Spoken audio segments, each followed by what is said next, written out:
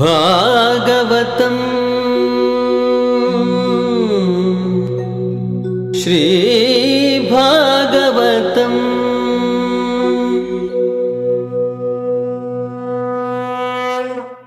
ओम अस्मद्गुरुभ्यो नमः। काश्यपान्वय संजातं नारायण पदाश्रितं श्रीमन्नारायणं वन्दे यतीश्वरश्रियाजुषं। यो नित्यमच्युतपदाम्बुजयुग्मरुक्म व्यामोहतस्तदितराणि तृणाय मेने। अस्मद्गुरोर्भगवतोऽस्य दयैकसिन्धोः रामानुजस्य चरणौ शरणं प्रपद्ये। शुक्लाम्बरधरं विष्णुं शशिवर्णं चतुर्भुजं प्रसन्नवदनं ध्यायेत् सर्वविघ्नोपशान्तये। यस्य द्विरदवक्त्राद्याः पारिषद्याः परस्य तं विघ्नं निघ्नन्ति सततं विश्वक्सेनं तमाश्रये। व्यासं वसिष्ठनप्तारं सिक्तेः पौत्रमकल्मषं पराशरात्मजं वन्दे सुखदातन्तपोनिधिं। व्यासाय विष्णुरूपाय व्यासरूपाय विष्णवे नमो वै ब्रह्मनिधये वासिष्ठाय नमो नमः। संयज्ञायकलापेन శ్రీశుకుడిని ప్రార్థన చేసుకుందాం. యం ప్రవ్రజంతమనపేతమపేతకృత్యం ద్వైపాయనో విరహకాతర ఆజుహావ. పుత్రేతి తన్మయతయా తరవోభినేదుః తం సర్వభూతహృదయం మునిమానతోస్మి. అందరూ చెప్పండి. సంసార సాగరే మగ్నం దీనం మాం కరుణానిధే కర్మమోహగృహీతాంగం మాముద్ధర భవార్ణవాత్. శ్రీమద్భాగవత ఆఖ్యోయం ప్రత్యక్షః కృష్ణ ఏవ హి స్వీకృతోసి మయా నాథ ముక్త్యర్థం భవసాగరే. మనోరథో మదీయోయం సఫలః సర్వదా త్వయా. సఫలః సర్వదా త్వం నిర్విఘ్నేనైవ కర్తవ్యో దాసోహం తవ కేశవ. సుఖరూప ప్రబోధజ్ఞ సర్వశాస్త్ర విశారద. ఏతత్ కథా ప్రకాశేన మదజ్ఞానం వినాశయ. పాదౌ యదీయౌ ప్రథమద్వితీయౌ తృతీయతుర్యౌ కథితౌ యదూరు. నాభిస్తదా పంచమ ఏవ షష్ఠః భుజాంతరం దోర్యుగళం తథాన్యౌ కంఠస్థు రాజన్ నవమో యదీయో ముఖారవిందం దశమం ప్రఫుల్లం. ఏకాదశో యస్య లలాటపట్టం శిరోపితు ద్వాదశ ఏవ భాతి. తం ఆదిదేవం కరుణానిధానం తమాలవర్ణం సుహితావతారం అపార సంసార సముద్రసేతుం భజామహే భాగవత స్వరూపం.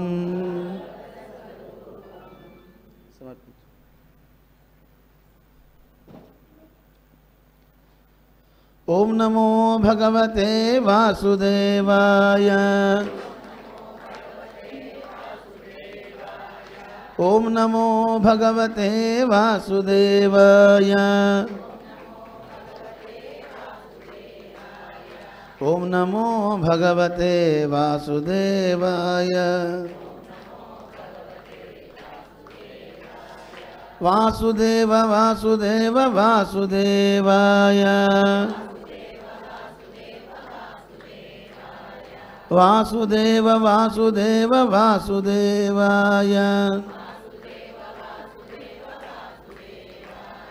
వాసుదేవ వాసుదేవ వాసుదేవాయ. ఓం నమో భగవతే వాసుదేవాయ. ఓం నమో భగవతే వాసుదేవాయ. ఓం నమో భగవతే వాసుదేవాయ. ఓం నమో భగవతే వాసుదేవాయ. జై శ్రీమన్నారాయణ జై జై జై.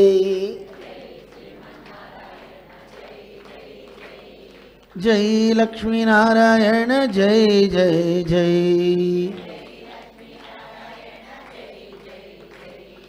జై శ్రీమన్నారాయణ జై జై జై.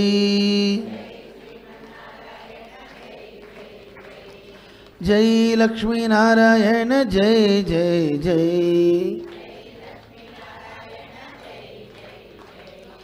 జై జై జై.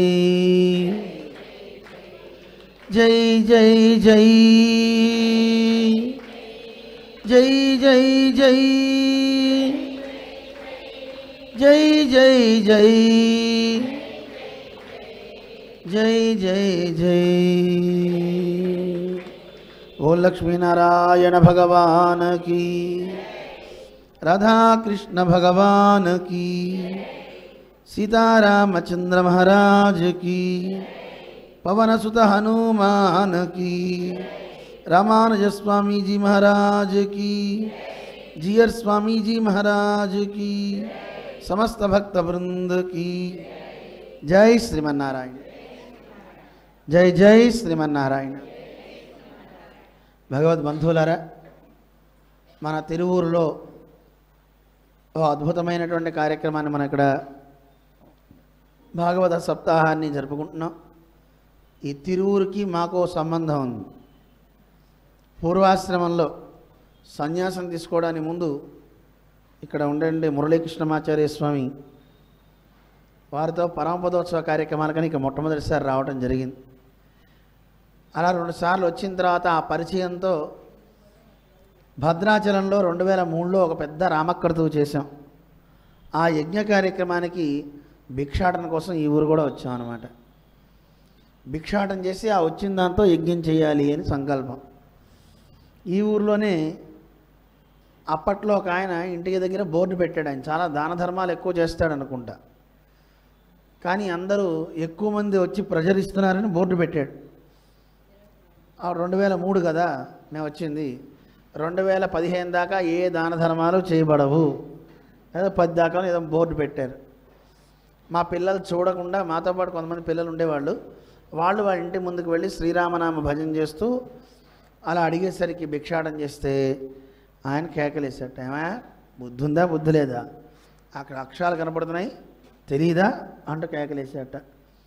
వెంటనే వాళ్ళు వచ్చి బాధపడుతూ మాతో చెప్పారు, స్వామి స్వామి ఇలా అన్నాడు.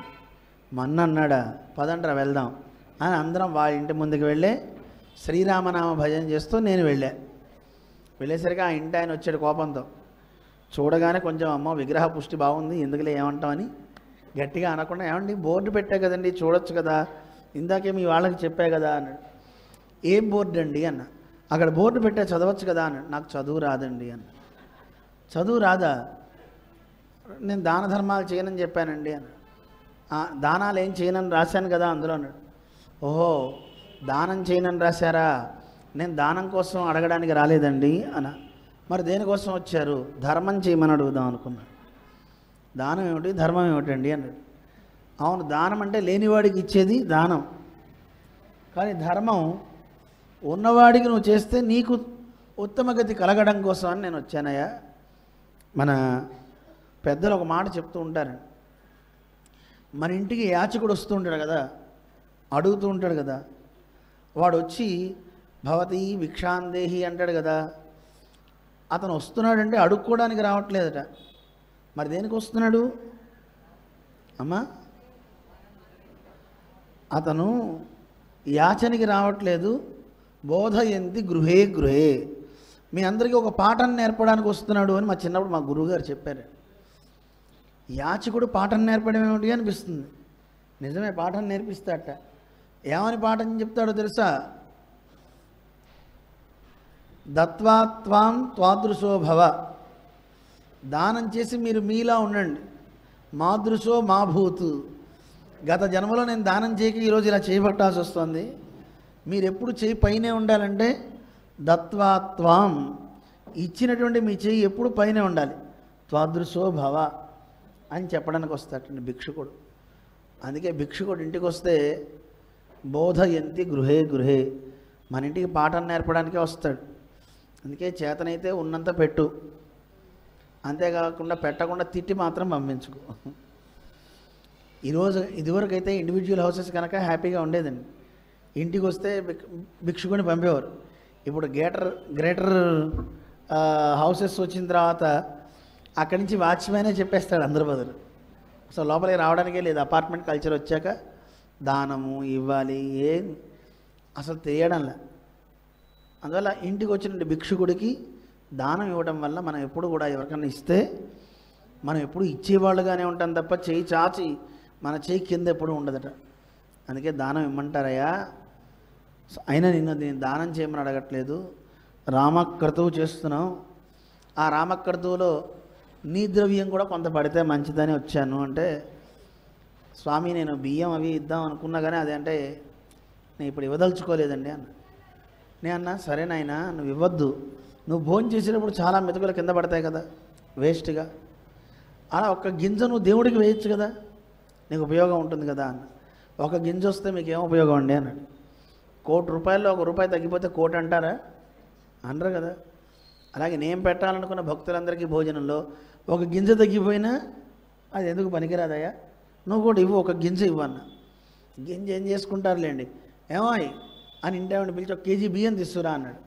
అమ్మ కేజీ వద్దు, ఒక గింజే చాలన్న. స్వామి మీరెవరో మాకు తెలియదు కానీ మీరు అలా అనకండి, ఒక 5 కేజీలు తీసుకురావే, వద్దు ఒక కేజీ ఒక గింజ చాలు. ఆయన దగ్గర నుంచి ఒక గింజ తీసుకున్నామండి బియ్యం. అక్కడ యజ్ఞానికి రా, చూడు, చూసి నీకు నచ్చితే చెయ్యి, లేకపోతే అవసరం లేదని చెప్పాం.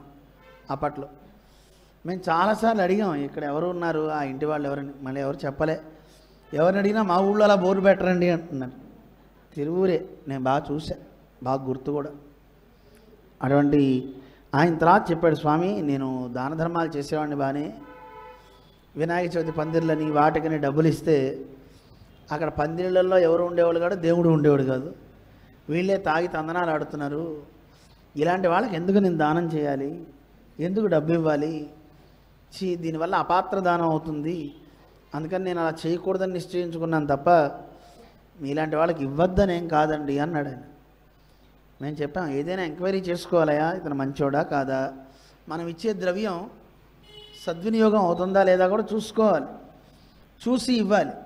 ఒకవేళ మనం ఇచ్చే ద్రవ్యం మంచి చోట పడింది అనుకోండి, షేర్స్లో డబ్బులు పెడితే 50 రెట్లు 100 రెట్లు పెరుగుతాయి కదా, పెరగవా? మన ద్రవ్యం కూడా మంచి చోటుకి వెళ్తే అది 1,00,000 ఇంతలు అంటే 100 ఇంతలై మన దగ్గరికి మళ్ళీ ధనం వస్తుంటాయి, మంచికి వాడితే, మంచిగా చేస్తే. నిన్న చూడండి మన వాళ్ళందరూ అప్పటికప్పుడు చెప్తే ప్రసాదాలకు అందరూ చేశారు. దద్దోజనానికి ఒకరు, పులిహారకు ఒకరు, జంతికలకు ఒకరు. ఓ నాయన 64 ప్రసాదాలు, ఒకటి కాదు రెండు కాదు, మొత్తం. మా విజయలక్ష్మి గారు అంతమంది రారండి, కొంచెం జాలండి, కొంచెం పెడదాం ఫస్ట్. నేనే అన్నాను అనుకుంటా ఆవిడతో. ఆవిడ 5 కేజీలు పోద్దామంటే నేను అన్నా, ఎందుకమ్మా అంతమంది ఉన్న, కొంచెం మందే కదా, 200 మందే కదా, అన్ని ప్రసాదాలు ఉంటాయి కదా, కొంచెం కొంచెం పెడదాం పర్వాలేదులే అంటే, లేదు లేదు 5 కేజీలు అంది తల్లి ఆవిడ. నాకు అది కూడా ఆనందం వేసింది. ఎప్పుడైనా యజమానులు ఎప్పుడైనా సరే చేసే కార్యకర్తలు పిసినారితనంతో ఉండకూడదు, చెయ్యాలి అనే ఉత్సాహం ఉండాలి. ఆ ఉత్సాహాన్ని నిన్న మేము చూసాం మన గోష్ఠి అందరిలో. చేద్దాం చేద్దాం, చిలకడ దుంపలు 1 కేజీ చాలంటే 5 కేజీలు ఇస్తాం అన్నారు. జీడిపప్పులు అన్నీ చక్కగా చేసుకున్నారు. పెరుమాళ్ళు రామచంద్రుడు ఎంత ఆనందంగా స్వీకరించాడు మా స్వామి చెప్తున్నాడు, హయగ్రీవ జ్యోతిషాలయం ఆయన. మా రాముడికి బ్రహ్మాండంగా తిన్నాడండి, హాయిగా ఆరగించాడండి అని. పెరుమాళ్ళకి అలా చేయడం చాలా ఆశ్చర్యం. ఇంకో విచిత్రం ఏమిటంటే, మాకు చెప్పారు నిన్నంతా తిరుమలలో ఇప్పుడు బీభత్సమైన వాన, ఈ 2 రాష్ట్రాల్లో వాన అని చెప్పారు కదా. ఈ బయట ఉన్నటువంటి విస్తన్నపేట అటుపక్క ప్రాంతాల్లో బాగా వాన పడిందట. మన దగ్గర చిన్న చినుకు మాత్రం అలా జలధరించి వెళ్ళిపోయింది, అంతే, చిలకరించి వెళ్ళిపోయింది. అదృష్టం కాదు. అదే కనుక నిన్న వచ్చిన జనాభాకి వాన కనుక పడి ఉంటే పాప ఎంత ఇబ్బంది అయ్యేది. ఈ మాట నేను అన్నా. ఒక భక్తురాలు అన్నారండి, ఎంత వాన పడ్డా ప్రసాదం చూసుకోకుండా వెళ్తామండి, తీసుకుని వెళ్తాం, దాన్ని చూసే వెళ్తాం, ప్రసాదం వదులుతాం ఏమిటి, ప్రసంగం అన్నా వదులుతాం తప్ప ప్రసాదాన్ని వదిలిపెట్టేదే లేదు. మంచిదండి, అలాగే ఉండాలి. వచ్చిందా?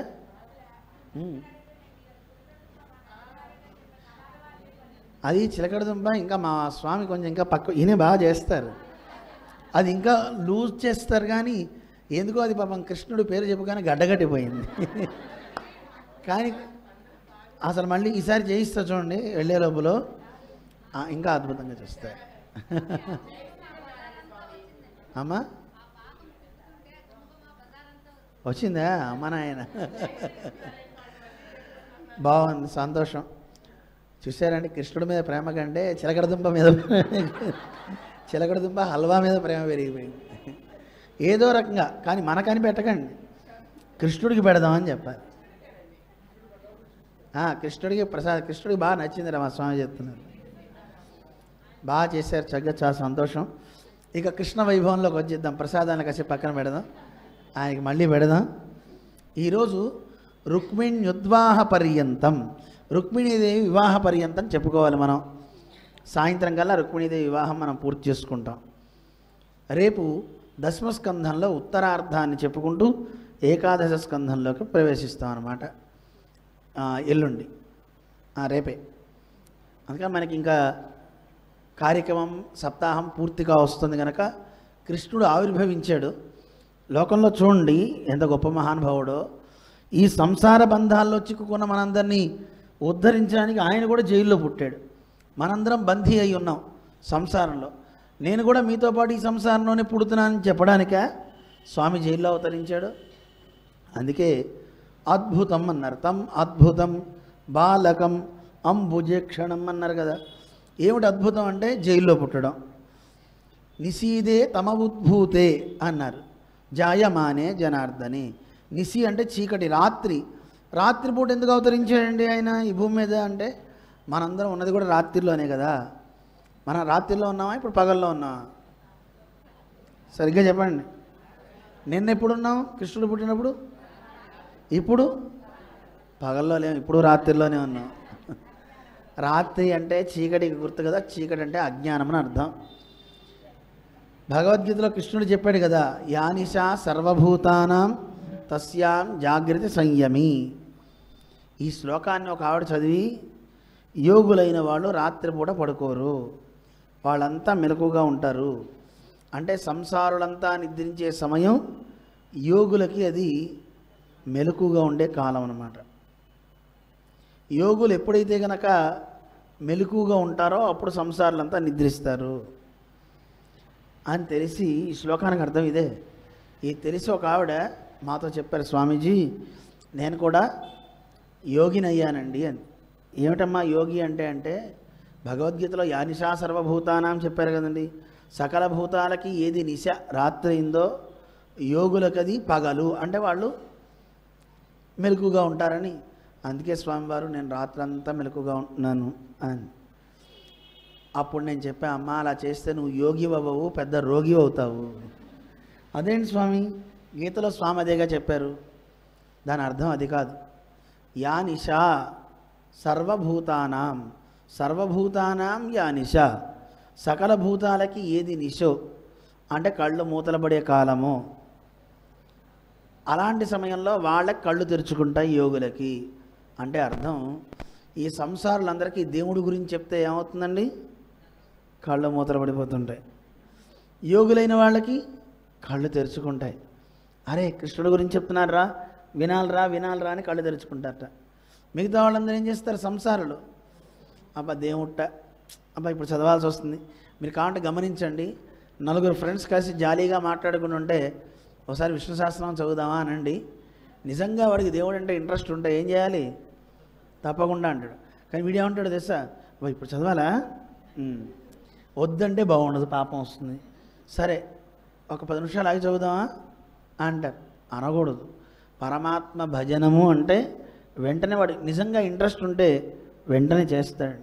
దాన్ని వాయిదాలు వేయకూడదు. వేస్తున్నామంటే దేవుడి మీద ఇంట్రెస్ట్ లేదని అర్థం. నిజంగా ఒక సీరియల్ చూస్తే ఉన్నంత అభినివేశం దేవుడి యొక్క కథలు చేసేటప్పుడు ఉండట్లా. ఆలోచించండి మీరంతా. సీరియల్ చూసేటప్పుడు 1, 2 వచ్చినా ఆపుకుని మరీ బిగబెట్టుకుని కూర్చుంటారండి. ఏమైపోతుందో అని తిండి కూడా మానేస్తారండి. అదే దేవుడు కథ వస్తే చెప్తున్నారు ఈ లోపల అటు వెళ్దాంలే, ఇటు చూద్దాంలే అని వెళ్ళిపోతాం. అది ఉండకూడదుటండి. అందువల్ల అటువంటి ఈ సంసారంలోనే మనందరం ఈ నిశి, ఈ చీకట్లో ఉన్నాం. ఇలా ఉన్న మన చీకట్లు పోగొట్టడానికి పరమాత్మ రాత్రిపూటే అవతరించాడు. ఎవరు ఎప్పుడు ఎక్కడుంటారో అక్కడికే రావాలి కదా. చీకట్లో ఉన్న మనకి వెలుగు ఇవ్వడానికి ఆయన చీకట్లోకే రావాలి. అందుకే నిశి అన్నారు ఇక్కడ. ఆయన కూడా నిశిలోనే అవతరించాడు, చీకట్లోనే అవతరించాడు అన్నమాట కృష్ణ పరమాత్మ. విచిత్రం ఏంటంటే ఆయన రాగానే అమ్మా నాన్నకున్న బంధాలన్నీ తొలగిపోయినాయి. కృష్ణ పరమాత్మ ఎప్పుడైతే ఆవిర్భవిస్తాడో మన హృదయం అనేది కూడా ఒక చెరసాలే. ఈ చెరసాల్లో స్వామి ఉన్నాడా లేడా? ఉన్న ఆయన్ని మనం అనుభవించలేకపోతున్నాం, తెలుసుకోలేకపోతున్నాం. కారణం లోపల చీకటి బాగా పెరిగిపోయింది కనుక. ఈ చీకట్లు తొలగింపజేస్తాడు పరమాత్మ. మనకున్న బంధాలు కూడా ఎప్పుడైతే ఈ లోపల పుడితే ఈ బంధాలు మనకు కూడా ఊడిపోతాయండి. వసుదేవుడికి ఎలా అయితే కనుక దేవకి ఈ బంధాలు తొలిగాయో అలా తొలగిపోతాయి ఆ సంఖ్యలు. అసలు మన హృదయంలో పుట్టనిస్తే కదా దేవుణ్ణి. పుట్టనిస్తున్నారా దేవుణ్ణి? చెప్పండి. ఉన్నాడా అసలు లోపల? నిజంగా భావిస్తున్నారా అలాగా? మరి మీరు ఇప్పుడు కృష్ణుడికి అన్నీ పెడుతున్నారా ఉదయం సాయంత్రం అని? నిన్న చెప్పాం కదా, నిన్న ప్రసాదాలు తీసుకుని ఎవరన్నా తినేటప్పుడు కృష్ణార్పణం అన్నారా? ఎంతమంది అన్నారు? గ్రేటే. నిజంగా ఎవరైనా మర్చిపోయాం అన్న వాళ్ళు ఎవరో వాళ్ళకి 100 మార్కులు. నిజం చెప్పాలి. Very good. చూసారండి, మర్చిపోయారు పాపం. ఏం పర్వాలా, నిజం ఒప్పుకున్నారు. వాళ్ళకే 100 మార్కులు అన్నమాట. కృష్ణుడు నిజంగా వాళ్ళ ప్రసాదమే తింటాడు. ఎందుకంటే నేను అబద్ధాలు చెప్పకూడదు. అందరూ ఎత్తుతున్నారు, మనం ఎత్తపోతే నేను కూడా కృష్ణార్పణం ఇప్పుడు అనేసే కదా. రాత్రి అనకపోతే ఏంటి, ఇప్పుడు అన్నాంగా కృష్ణార్పణం అని. రాత్రి ప్రసాదం కృష్ణార్పణం వస్తూ అన్నాం అనుకోండి, అయిపోయి. అందుకని మర్చిపోయినా తప్పేం లేదు. ఇక నుంచే ట్రై చేద్దాం, అందాం తినేటప్పుడు. నిజంగా చూడండి, ప్రకృతి మాయ ఎంత గొప్పదంటే దాన్ని చూడగానే అబ్బా రవ్వ లడ్డు, అబ్బా సున్నుండ, అబ్బా హల్వా. ఆవిడ చెప్పారు కదా, హల్వా కలుపుతుంటే పేట వాసన వచ్చిందట ఆవిడ చెప్తున్నారు. అంత మంచి సువాసనలు వచ్చాయి అని అందరూ చక్కగా ఆనందపడుతున్నారు తప్ప ఆ వాసన వస్తుంటే కృష్ణ ఇది నీకే, కృష్ణ నీకే అనాలి కదా. ఆ వాసన మనం ఆస్వాదించేసి పూజ చేసేటప్పుడు ఆ వాసన చూడకూడదుటండి. దేవుడికి పెట్టే ప్రసాదం మనం వాసన చూడకూడదు. మరి వాసన చూడకుండా ఉంటే ఎలాగా వస్తాయి కదా. అప్పుడేం చేయాలి? కృష్ణుడు ఆస్వాదిస్తున్నాడు, నేను కాదు. కృష్ణ నీకు నచ్చింది ఆ వాసన, ఎంజాయ్, పీల్చు, ఆస్వాదించు అనండి. అంతే తప్ప నేను పీల్చానండి పక్క వాళ్ళతో చెప్పకూడదు. గో పులిహార కదంబం మంచి వాసన బాగా వేస్తున్నాడు, ఇంకాస్త నెయ్యి దట్టిస్తే ఇంకా అద్భుతం. ఇలా అనకూడదండి. దేవుడి ప్రసాదం, అది ఔషధం. చక్కగా ఆ స్వామికే నివేదన అనమాట. ఓ, అది ఏమిటనే తెలియలే మీకు. వాసన వచ్చి పాపం కళ్ళు తిరిగినాయి. అది కాదండి, దేవుడి ప్రసాదం తీసుకెళ్ళి నోరు ఊరినా, గుటకలు వేసిన, అబ్బా అనుకున్న అది నివేదనకి పనికిరాదంటారు. అందుకే ఏం చేయాలి, నోరు ఊరుతుంది అనుకోండి, కృష్ణుడి మీద పెట్టాలి. కృష్ణ, నీకు నోరు ఊరుతుంది కదా, కృష్ణ నీకు తినాలనిపిస్తుంది కదా అని ఆయన మీద పెట్టేస్తే ఆయన మీదకి వెళ్ళిపోతుంది. అంతే, చిన్న భావన అటు మారిస్తే అయిపోతుంది. ఇప్పుడు చూడండి, మైకు ఒక వైర్లో కాకపోతే ఇంకో వైర్లో పెడతాం, వైర్ మారుస్తున్నట్టుగా ఛానల్ మార్చాలంతే. కృష్ణ ఛానల్ ఒకటి ఉంటుంది, మన ఛానల్ ఒకటి ఉంటుంది. మన ఛానల్ పెట్టుకుంటే పాపం, వాడి ఛానల్ పెడితే అంత మంచి. అందుకని ఆయన వైపు పెట్టేయాలి, మంచిది అప్పుడు. అందువల్ల ఇలాగా కృష్ణ పరమాత్మ అవతరణ ఎంత గొప్పదో చూడండి. మనకుండే ఈ అజ్ఞానం అనే దాన్ని తొలగించడం కోసం ఆయన అవతరిస్తూ ఉంటాడు. పుట్టగానే వాళ్ళ అమ్మా నాన్న మాట విన్నాడు. ఉపసంహార విశ్వాత్మని అనగానే దాచి ఇలా 4 భుజాలతో ఎవరన్నా పుడతారటయా, శంఖచక్రాది ఆయుధాలతో ఏమన్నా అయితే ఎంత ప్రమాదం అని చెప్పి అన్నట్టండి. అన్న తర్వాత కృష్ణ పరమాత్మ ఉద్దేశించి చెప్పాడు, నాయన ఇక్కడి నుంచి నన్ను తీసుకెళ్ళి యశోదాదేవి దగ్గర ఆ రేపల్లెలో ఆవిడ పక్కన పడుకోబెట్టు. యశోదాదేవికి ఎవరు పుట్టారో కూడా తెలియదు, ఇంకా అక్కడ వాళ్ళు ఎవరికీ తెలియదు. ఎందుకంటే యోగమాయా ప్రభావం అక్కడంతా ఆవరించి ఉంది. నువ్వు వెళ్ళి నన్ను అక్కడ పడుకోబెట్టి అక్కడున్న యోగమాయని ఇక్కడికి తీసుకురా అని చెప్పాడు. సరే అని వసుదేవుడు కృష్ణుని బుట్టలో పెట్టుకొని అలా తీసుకెళ్తున్నాడు. ఓ విచిత్రం ఏం జరిగిందంటేటండి, ఇలా బయటికి వెళ్ళినప్పుడు ఎక్కడా కూడా చీకటి బాగా అలుముకుని ఉంది. కానీ ఆకాశంలో మేఘాలు దట్టంగా ఉన్నాయి, నక్షత్రాలన్నీ ఉన్నాయి, అన్నీ చూస్తున్నాయిటండి. బయటికి వెళ్ళేసరికి వాన లేదు, ఆదిశేషుడు వెంటనే రాలేదు. ఇలా బయట అడుగు పెట్టాడు. అడుగు పెట్టాక మేఘాలన్నీ చూసాయట. అప్పటిదాకా మేఘాలన్నీ అనుకున్నాయట అసలు దేవుడు ఏ ఆకృతిలో ఉంటాడో. రాత్రికి పాపం అవకాశం లేదు కదా. త్రేతాయుగంలో భగవంతుడు అవతరించాట. అప్పుడు సూర్యుడు చూశాడు కానీ చంద్రుడు చూడలేదట. అప్పుడు మేఘాలకు అవకాశం లేకపోయింది. ఎండాకాలంలో మేఘాలు ఉండవు కదా. అందుకని మేఘాలన్నీ అనుకున్నట్ట, అయ్యో మేము చూడలేకపోయామే. నక్షత్రాలు కూడా అనుకున్నాయట ఆ పుట్టిన సౌందర్యం ఎలా ఉంటుందో, ఆ పరమాత్మ ఎలా ఉంటాడో చూద్దాం అనుకుంటే అవకాశం లేదు. ఇప్పుడు అవకాశం కృష్ణుడు కల్పించాడు వీళ్ళకి. అందుకని ఆయన బయటికి రాగానే నల్లగా కనబడగానే మేఘాలన్నీ కన్నీళ్లు కార్చేటండి. సై మన రంగేనే స్వామిది, అచ్చు మన పోలికేనే అని మేఘాలన్నీ కన్నీటి బాష్పాలు కార్చాయి. ఆనంద బాష్పాలవే చిలకరింపు అంటారు. ఆ చిన్న చిన్న వానలు పడ్డాయట. అదే కాదు, ఇంకో విచిత్రం ఏమిటో తెలుసునా? అయ్యో, పుట్టిన పిల్లవాడికి పురిటి స్నానం చేయించాలి కదా, కనీసం స్నానం కూడా చేయించకుండా దేవకీదేవి ఇక్కడి నుంచి పంపించేస్తుంది. మన కృష్ణుడికి స్నానం చేయిద్దామని మేఘాలు చిన్న చిన్నగా వర్షిస్తున్నాయి. అంతేకాదు, ఆ సూతికా గృహం నుంచి బయటకు వచ్చే సందర్భంలో మేఘాలన్నీ గర్జించేట. వవర్ష పర్జన్య ఉపాంసు గర్జిత.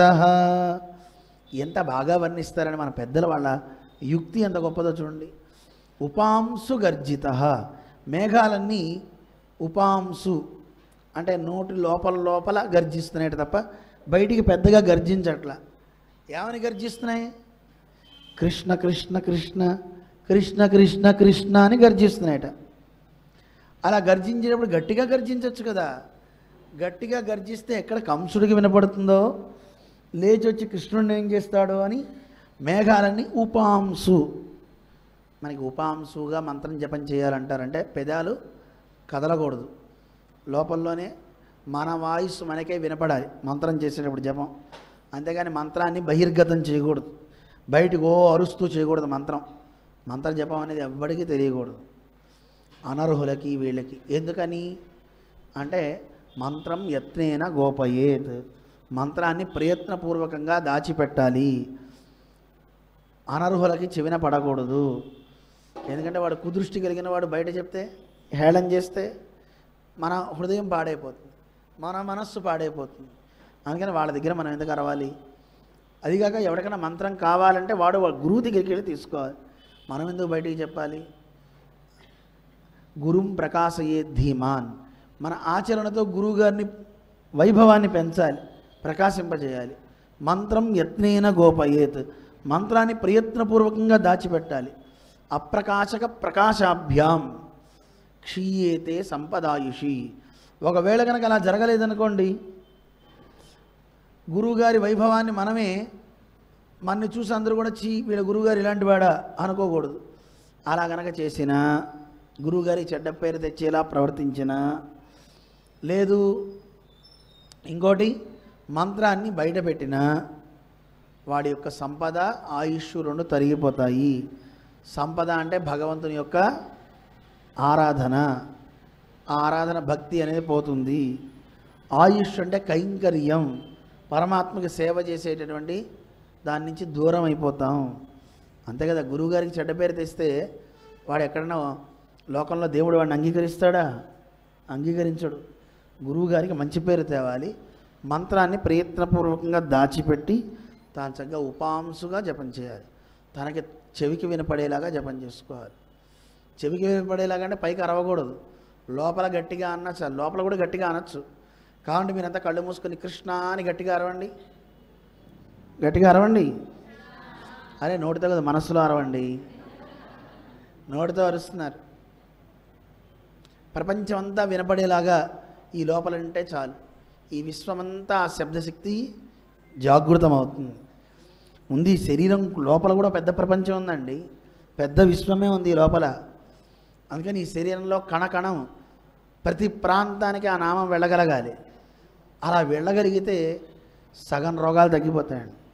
మనిషికి మాకు అనిపిస్తూ ఉంటుంది ఎప్పుడు, ఎంత పెద్ద రోగాన్నైనా సరే మా డాక్టర్స్ అందరికీ చెప్తూ ఉంటాం, మనిషికి సగం బలం రావాలంటే డాక్టర్ అనేవాడు మందు కంటే ముందు ఇవ్వాల్సిన ఔషధం ఏమిటి? మంచి మాట. చూసి అరే ఏం లేదా నీకు అనాలి తప్ప అయిపోయింది, అన్నీ పాడైపోయి వచ్చావు, అన్నీ అయిపోయినాయి, నీకు కాలేయం బాగాలేదు, మూత్రపిండాలు బాగాలేదంటే వాడి మనస్సు అదే ఆలోచిస్తూ అయ్యో నాకు ఇది బాగా ఇది బాగాలేదని నిజంగా దాని మీద ఎఫెక్ట్ పడుతుందండి. మీరు దృష్టిని భూమధ్యం మీద నిలిపి, అయితే ఉత్తగా భూమధ్యం మీద నిలిపే బదులు అక్కడ కృష్ణుని పెట్టుకొని ఏ అవయవం బాగాలేదో ఆ అవయవం దగ్గరికి మీరు తీసుకెళ్ళండి. ఆ కృష్ణుని అక్కడికి, ఆ కృష్ణుని దివ్య తేజస్సుని సుదర్శన చక్రాన్ని తీసుకెళ్ళండి. అక్కడ మీరే క్యూర్ చేసుకోవచ్చు. ఎందుకు బాగు చేసుకోకూడదు? అలాగ మనం చేయకూడదా? ప్రయత్నం చేద్దాం, అయితే అవుతుంది, అయితే లేదు. మానసికమైనటువంటి బలం ఎంత పెరిగితే అంత రోగాన్ని మనం జయించగలుగుతామండి. మానసికమైన బలం ఎంత పెరిగితే అంత రోగనిరోధక శక్తి పెరుగుతుంది. రోగనిరోధక శక్తి ఎంత ఉంటే అంత శత్రువుని ఎదిరించే శక్తి వస్తుందండి. అసలు రోగం అనేది చిన్నదండి, ఓ చిన్నది. అది లోపల చేరి లక్షల కొద్దీ సైన్యం ఉన్నాం మనం లోపల. ఈ ఆత్మకి సైన్యంగా ఎన్నో జీవకణాలు ఉన్నాయి. ఇన్ని జీవకణాలు ఈ లోపల ఉండి ఒక్కదాంతో ఫైట్ చేయలేకపోతుందంటే కారణం ఏంటి చెప్పండి?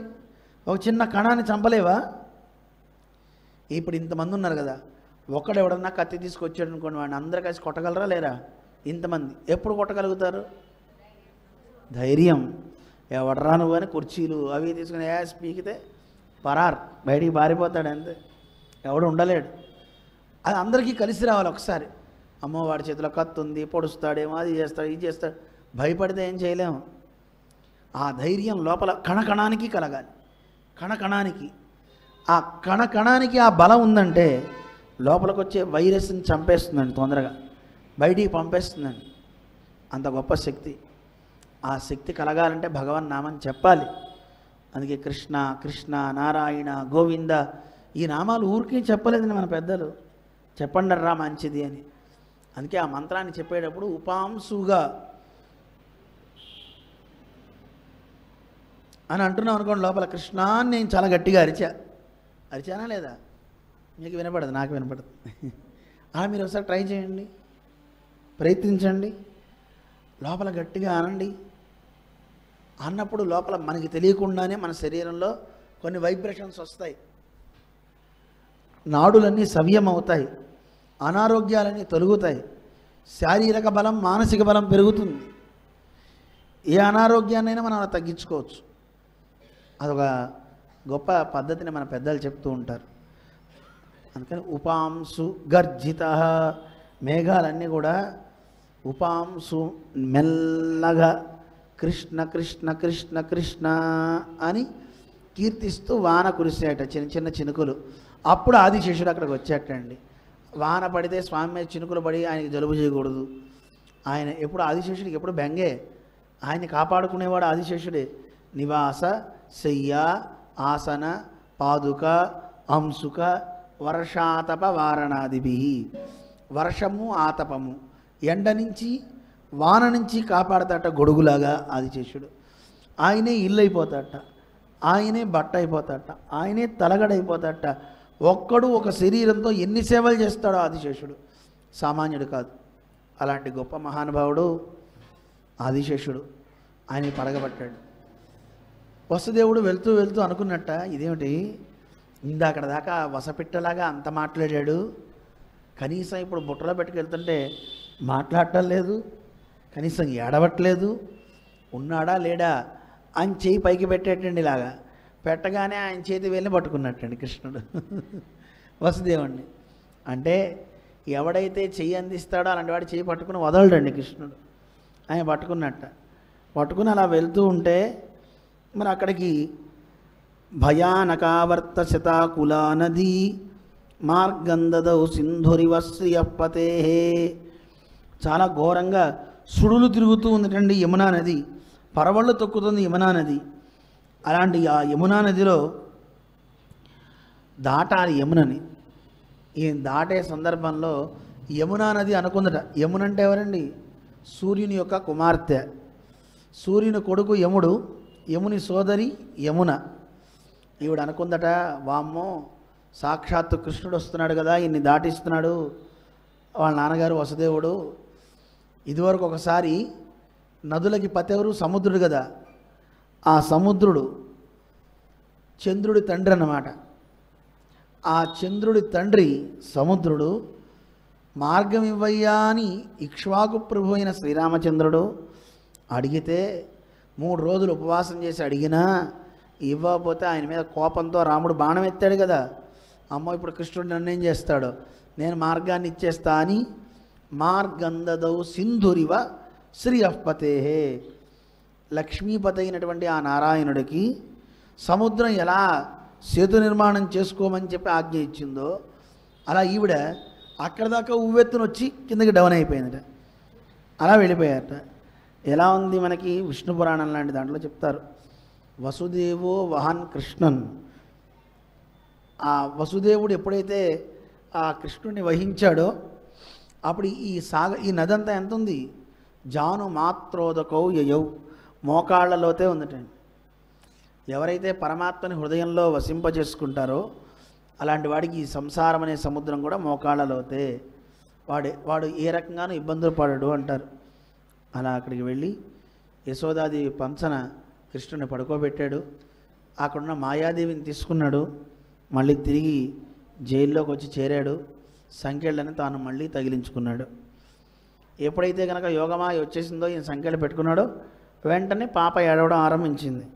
ఏడవగానే వెంటనే దూతలంతా పరిగెత్తుకుంటూ వెళ్ళి చెప్పారట కంసుడితో, కంస శుషేయంతవ కళ్యాణ స్త్రియమ్మ హంతుమరహసి.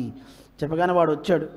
వస్తే ఈవిడ ప్రార్థించింది, అయ్యా ఆడపిల్లరా నాయన సోదర, ఆడపిల్ల ఏం చేస్తుంది, వదిలిపెట్టేసి అన్న. వినకుండా నేలకేసి గట్టిగా సంహరించడానికి అలా పైకి ఎగరేసి కత్తితో కొట్టబోయాడు. ఆవిడ ఇంకాస్త పైకి వెళ్ళింది. అష్టభుజ ఆ స్వరూపంతో ఆవిడ సాక్షాత్కరించి, ఒరే మూర్ఖుడా, ఆడపిల్లని చంపుతావుట్రా, పుట్టగతులు ఉంటాయా అలా చేస్తే? అయినా నిన్ను పుట్టేవాడు ఇంకో చోట పెరుగుతున్నాడు రా.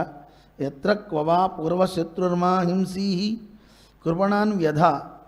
అనవసరంగా నువ్వు ఇది చేస్తున్నావు అని ఆ రోజు ఆకాశవాణి ఏం చెప్పిందో ఆ ఆకాశవాణి చెప్పిన పిల్లవాడు ఇంకో చోట పెరుగుతున్నాడని చెప్పి ఈవిడ అదృశ్యమైపోయిందట ఆ పిల్ల. కంసుడు వెంటనే బావా ఎంత తప్పైపోయింది, దాదా నేను జాగ్రత్త తీసుకెళ్తాను, అసలు ఇవన్నీ మర్చిపో, అంటూ వేదాంతం మాట్లాడాడు మళ్ళీ. సరే ఇలా అయిన తర్వాత అక్కడ కృష్ణుడు ఆవిర్భవించాడు. ఆవిర్భవించినటువంటి పిల్లవాడిని చూసి ఊళ్ళో అందరూ పండగలు చేసుకుంటున్నారు. ఓ మన యశోదమ్మ చిన్న పిల్లవాడిని కందట్రా చూసొద్దానండి అని అందరూ వెళ్తున్నారు. వెళ్ళే వాళ్ళంతా ఎలా వెళ్ళారో తెలుసా అండి, రంగులు చల్లుకోవాలి కదా, మజ్జిగలు వెన్నలు ఇవి చల్లుకుంటున్నారు. నందుడు నాయకుడు కదా, నాయకుడికి మరి పిల్లలు పుట్టారంటే అందరూ చేసుకోవాలి కదా, అందరూ ఉత్సవాలు చేస్తున్నారు. చాలా చక్కగా ఆనంద ఉత్సాహాలతో ఉన్నారు అందరూ కూడా. ఆ సమయంలో నందుడు కూడా అక్కడి నుంచి బయలుదేరి కప్పం కట్టడానికని ఈ మధురాపురానికి వస్తాడు. అక్కడ వసుదేవుడు కలుస్తాడు. నందుడిని, ఏమయ్యా మా అబ్బాయి బాగున్నాడా అని. మా అబ్బాయి అనగానే ఈయన అనుకున్నట్ట బలరాముడు అనుకుని బాగానే ఉన్నాడు, మంచిగానే ఉన్నాడు అని. అప్పుడు ఇంకా వసుదేవుడికి తెలియదు. అప్పుడు వెంటనే మళ్ళీ ఈయనే అనుకుని, నీ పిల్లవాడు ఎలా ఉన్నాడు, బాగున్నాడా, ఆయన నువ్వు ఇక్కడెందుకు వచ్చావు, అక్కడ నందవ్రజంలో చాలా ఉత్పాతాలు జరుగుతున్నాయి, నువ్వు తొందరగా వెళ్ళిపో అన్నట్ట. ఈయన గబగబా బయలుదేరి వెళ్ళాడు నందుడు. ఈ లోపల అక్కడ కంస ప్రేరిత, కంసుడి చేత ప్రేరేపించబడి ఒక ఆసురీ శక్తి అన్ని చోట్లకి బయలుదేరింది. ఎన్నో గ్రామాలు తిరిగింది. చిన్నపిల్లల్ని చంపేటటువంటి పూతన బాలఘాతిని, చిన్న చిన్న పిల్లల్ని చంపేస్తోంది. అలా చంపేసేటటువంటి ఆ పూతన అక్కడికి వచ్చింది. పరమాత్మ పూతాత్మ అంటారు. అందరినీ పునీతం చేసేవాడు ఆయన. ఇది పూత నా మంచిది కాదనమాట. అలాంటి దానికి కూడా ముక్తినిస్తాడు దేవుడు. మంచి వాళ్ళకి ముక్తినివ్వడం ఏమిటండి, చెడ్డవాడికి కూడా ఇవ్వాలి కదా.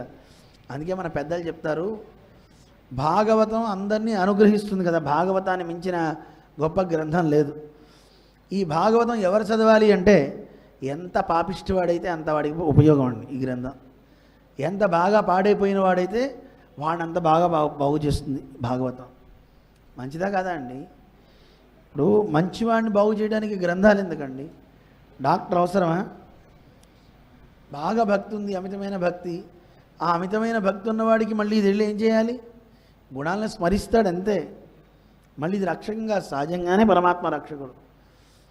కానీ మన అందరి హృదయాల్లో ఉన్నటువంటి కల్మషాలు తొలగించాలన్నా, మనిషిని బాగు చేయాలన్నా భాగవతానికి మించినది ఇంకోటి లేనే లేదు. అలాంటి గొప్ప గ్రంథం శ్రీమద్ భాగవతం. అందుకని వీళ్ళంతా కూడా అక్కడికి వచ్చారు. గోపికలు అందరూ కూడా కృష్ణుని చూడడానికి వచ్చారు. వచ్చిన చోట అన్ని చోట్ల ఉన్నటువంటి పిల్లల్ని చంపినటువంటి పూతన నందవ్రజంలో కూడా ఎవడో చిన్నపిల్లాడు పుట్టాట. చాలా కోలాహలంగా ఉంది. చూద్దాం వాడంతా అనుకుందట. బకాసురుడు వీళ్ళందరికీ సోదరి ఈవిడ, పక్షి జాతికి చెందినది అనమాట ఈ పూతన కూడా. ఇది పూతన అందమైన రూపాన్ని ధరించిందట. ఎలాంటి రూపాన్ని ధరించింది అంటే, గోప్య శ్రియం ద్రష్టుమివాగతాం పతిం. గోపికలంతా అనుకున్నట్ట సాక్షాత్తు లక్ష్మీదేవే తన భర్త అయిన ఆ నారాయణుని చూడ్డానికి వచ్చిందా అన్నట్లుగా ఈవిడ చాలా అందంగా చేతిలో ఒక చిన్న అంబోజాన్ని, ఓ పద్మాన్ని పట్టుకొని అలా తిప్పుకుంటూ వయ్యారంగా నడిచి వస్తుంటే ఆవిడ సౌందర్యాన్ని చూసారే, సాక్షాత్తు లక్ష్మీదేవిలా వచ్చిందండి అని అనుకున్నారు. వచ్చినటువంటి ఈవిడ ఏం చేసింది? కృష్ణుడిని చంపడానికి స్తన్యానికి విషాన్ని పూసుకుంది. ఆ విషపు పాలు ఇవ్వాలనుకుంది కృష్ణుడిని చంపడానికి కోసం. అదే సమయంలో కృష్ణ పరమాత్మ ఇంట్లో పడుకుని ఉన్నాడు కదా, చూసేట ఒకసారి ఇలా కళ్ళు పెద్దవి చేసేట, అమ్మో వస్తుందిరో ఈవిడ అని. ఇక్కడ అందమైనటువంటి పదం వేశారు మన వేదవ్యాసుడు. చరాచరాత్మా స నిమీలితే క్షణ. చరాచరాత్మ అన్నారు కృష్ణుణ్ణి, అంటే సకల భూతాలలోనూ లోపల ఉన్నవాడు ఆయన. అలాంటి ఆ పరమాత్మ స నిమీలితే క్షణ, కళ్ళు మూసుకున్నట్ట. ఎందుకు మూసుకున్నాడండి? కళ్ళు మూసుకోవడానికి ఆంతర్యం ఏమిటి? ఈ ఒక్కదానికి బోల్డ్ అర్థాలు చెప్తారు, కొన్ని చెప్పేస్తాం మీ అందరికీ. కృష్ణ పరమాత్మ అనుకున్నట్ట, పాలు ఇవ్వడానికి వచ్చేయండి పూతన్న చూసి కళ్ళు ఎందుకు మూసుకున్నాడు అంటే, అరే తల్లి వేషం వేసుకుని రావాల్సిన ఆవిడే తల్లి వేషం వేసుకొని వస్తూ పిల్లవాడికి పాలు ఇవ్వాలనుకుంటుంది. పాలు ఇవ్వాలి కానీ విషం ఇస్తారా ఎవరైనా? విషం ఇచ్చే స్త్రీని ఈవిడనే చూస్తున్నా, ఇలాంటి ఆవిడని చూడకూడదు అని కళ్ళు మూసుకున్నట్ట. రెండు, కళ్ళు ఎందుకు మూసుకున్నాడంటే, పోన్లే నిద్రపోతున్నాడు కదా వెళ్ళిపోదాం అనుకుని వెళ్ళిపోతే బతికిపోతుందిలే అనుకున్నట్ట. అందుకోసం కళ్ళు మూసుకున్నట్ట. కుపుత్రో జాయేత కుమాత నభవతి. చెడ్డ పిల్లవాడు ఉంటాడేమో కానీ చెడ్డ తల్లి ఉండదు. ఇది తల్లి వేషం వేసుకొచ్చింది. తల్లి వేషం వేసుకుని ఎవరి దగ్గరికి వచ్చింది? నా దగ్గరికి వచ్చింది. సిగ్గులేదు దీనికి. ఇలాంటి దాన్ని నేను చూడను, ఇలాంటి చెడ్డ తల్లిని నేను చూడను అని కళ్ళు మూసుకున్నట్ట కృష్ణుడు. అంతేకాదు ఇంకా విశేషాలు ఏం చెప్తారో తెలుసునా అండి? కృష్ణ పరమాత్మ ఆయనకి పాలు ఇవ్వడానికి వచ్చే ఈ పూతన పాలు ఇవ్వడానికి వచ్చినప్పుడు నేను కనుక కళ్ళు తెరిచి ఉన్నాను అనుకో, నా దృష్టి పడితే అవుతుంది, దాంట్లో ఉన్న చెడ్డదనం పోతుంది కదా. అయ్యయ్యో ఇలాంటి దేవదేవుడికా నేను ఇచ్చేది అని దాని మనస్సు మారిపోతే దానికి మోక్షం ఇవ్వలేను. అది ఇంకెంతమందిని చంపుతుందో తర్వాత బయటికి వెళ్ళి. అందుకే నేను కళ్ళు మూసేసుకుంటా. కళ్ళు తెరిస్తే దాని దృష్టి పడితే అమోఘమైన దృష్టి కదండి. యస్మిన్ దృష్టే పరావరే.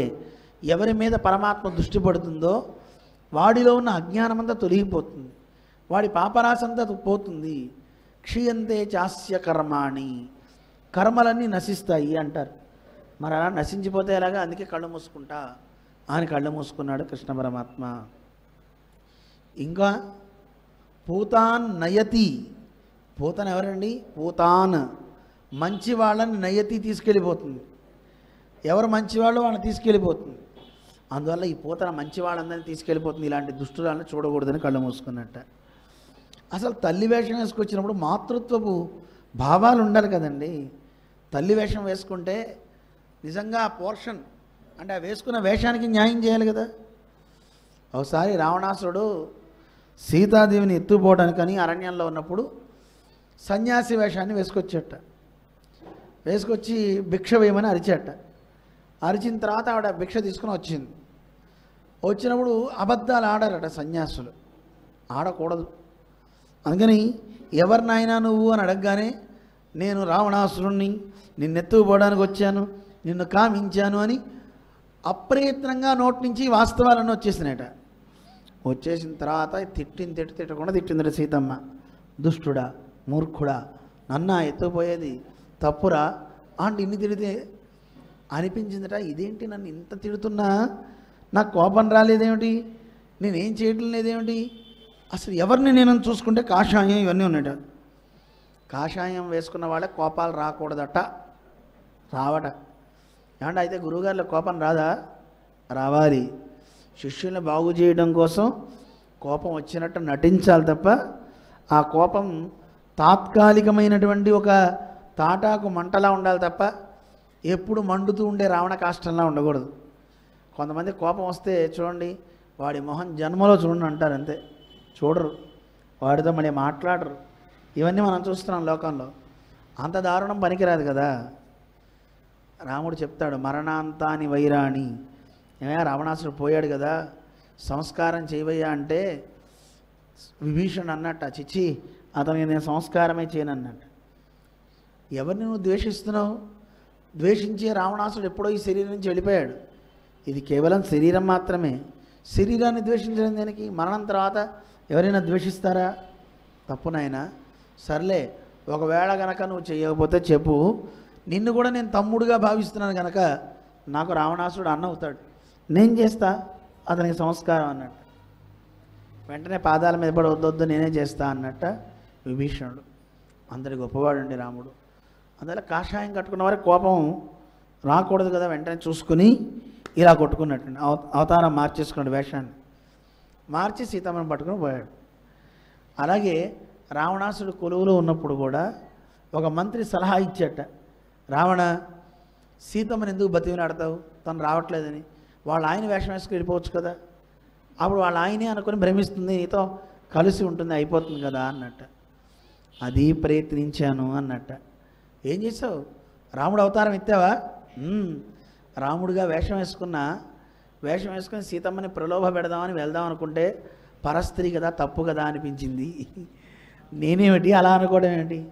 చూడండి, రాముడు వేషం వేసుకుంటే ఆ వేషానికి ఒక ప్రభావం ఉంటుందండి. ఉంటుందా ఉండదా?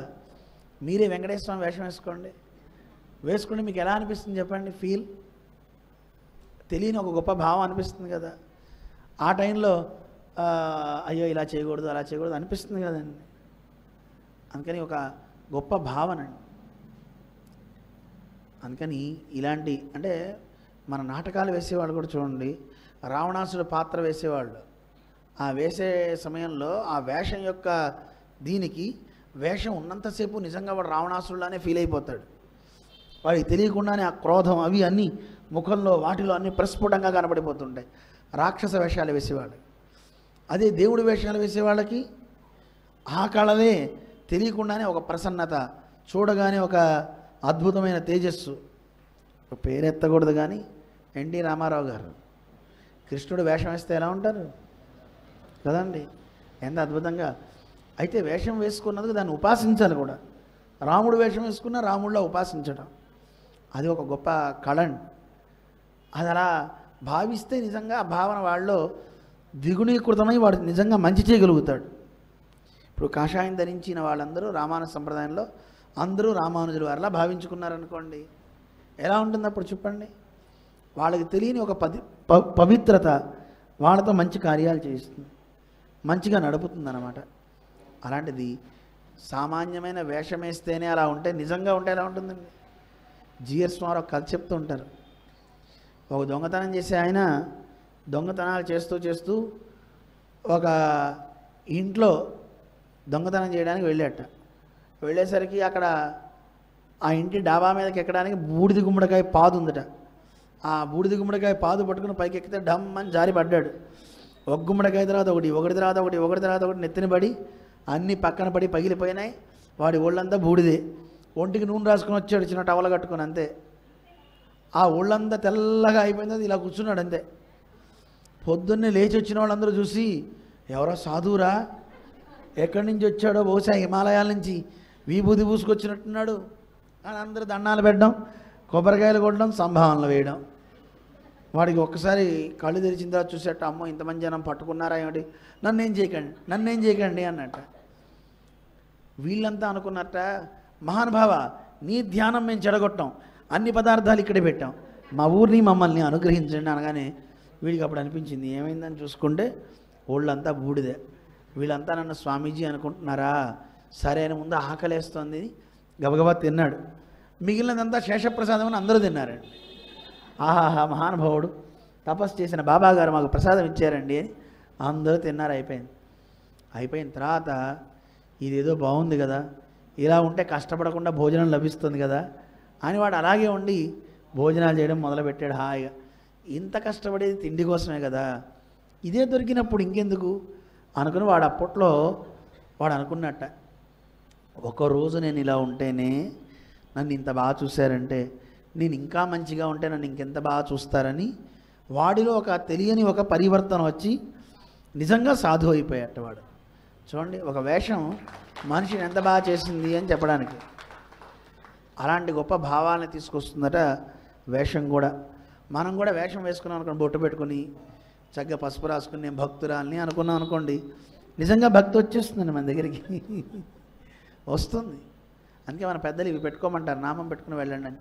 ఆ నామం పెట్టుకుని వెళ్ళి ఎక్కడ ఏ షాపులోకి పడితే ఆ షాపులోకి వెళ్ళి తినగలరా, తాగలరా కదా, అవేం చేయబుద్ధి కాదు, బాగుండదు. ఎవరన్నా చూస్తే అందరూ తిరుగురు, వాళ్ళంతా సామాన్యం కాదు, అందరూ మహాభక్తులే.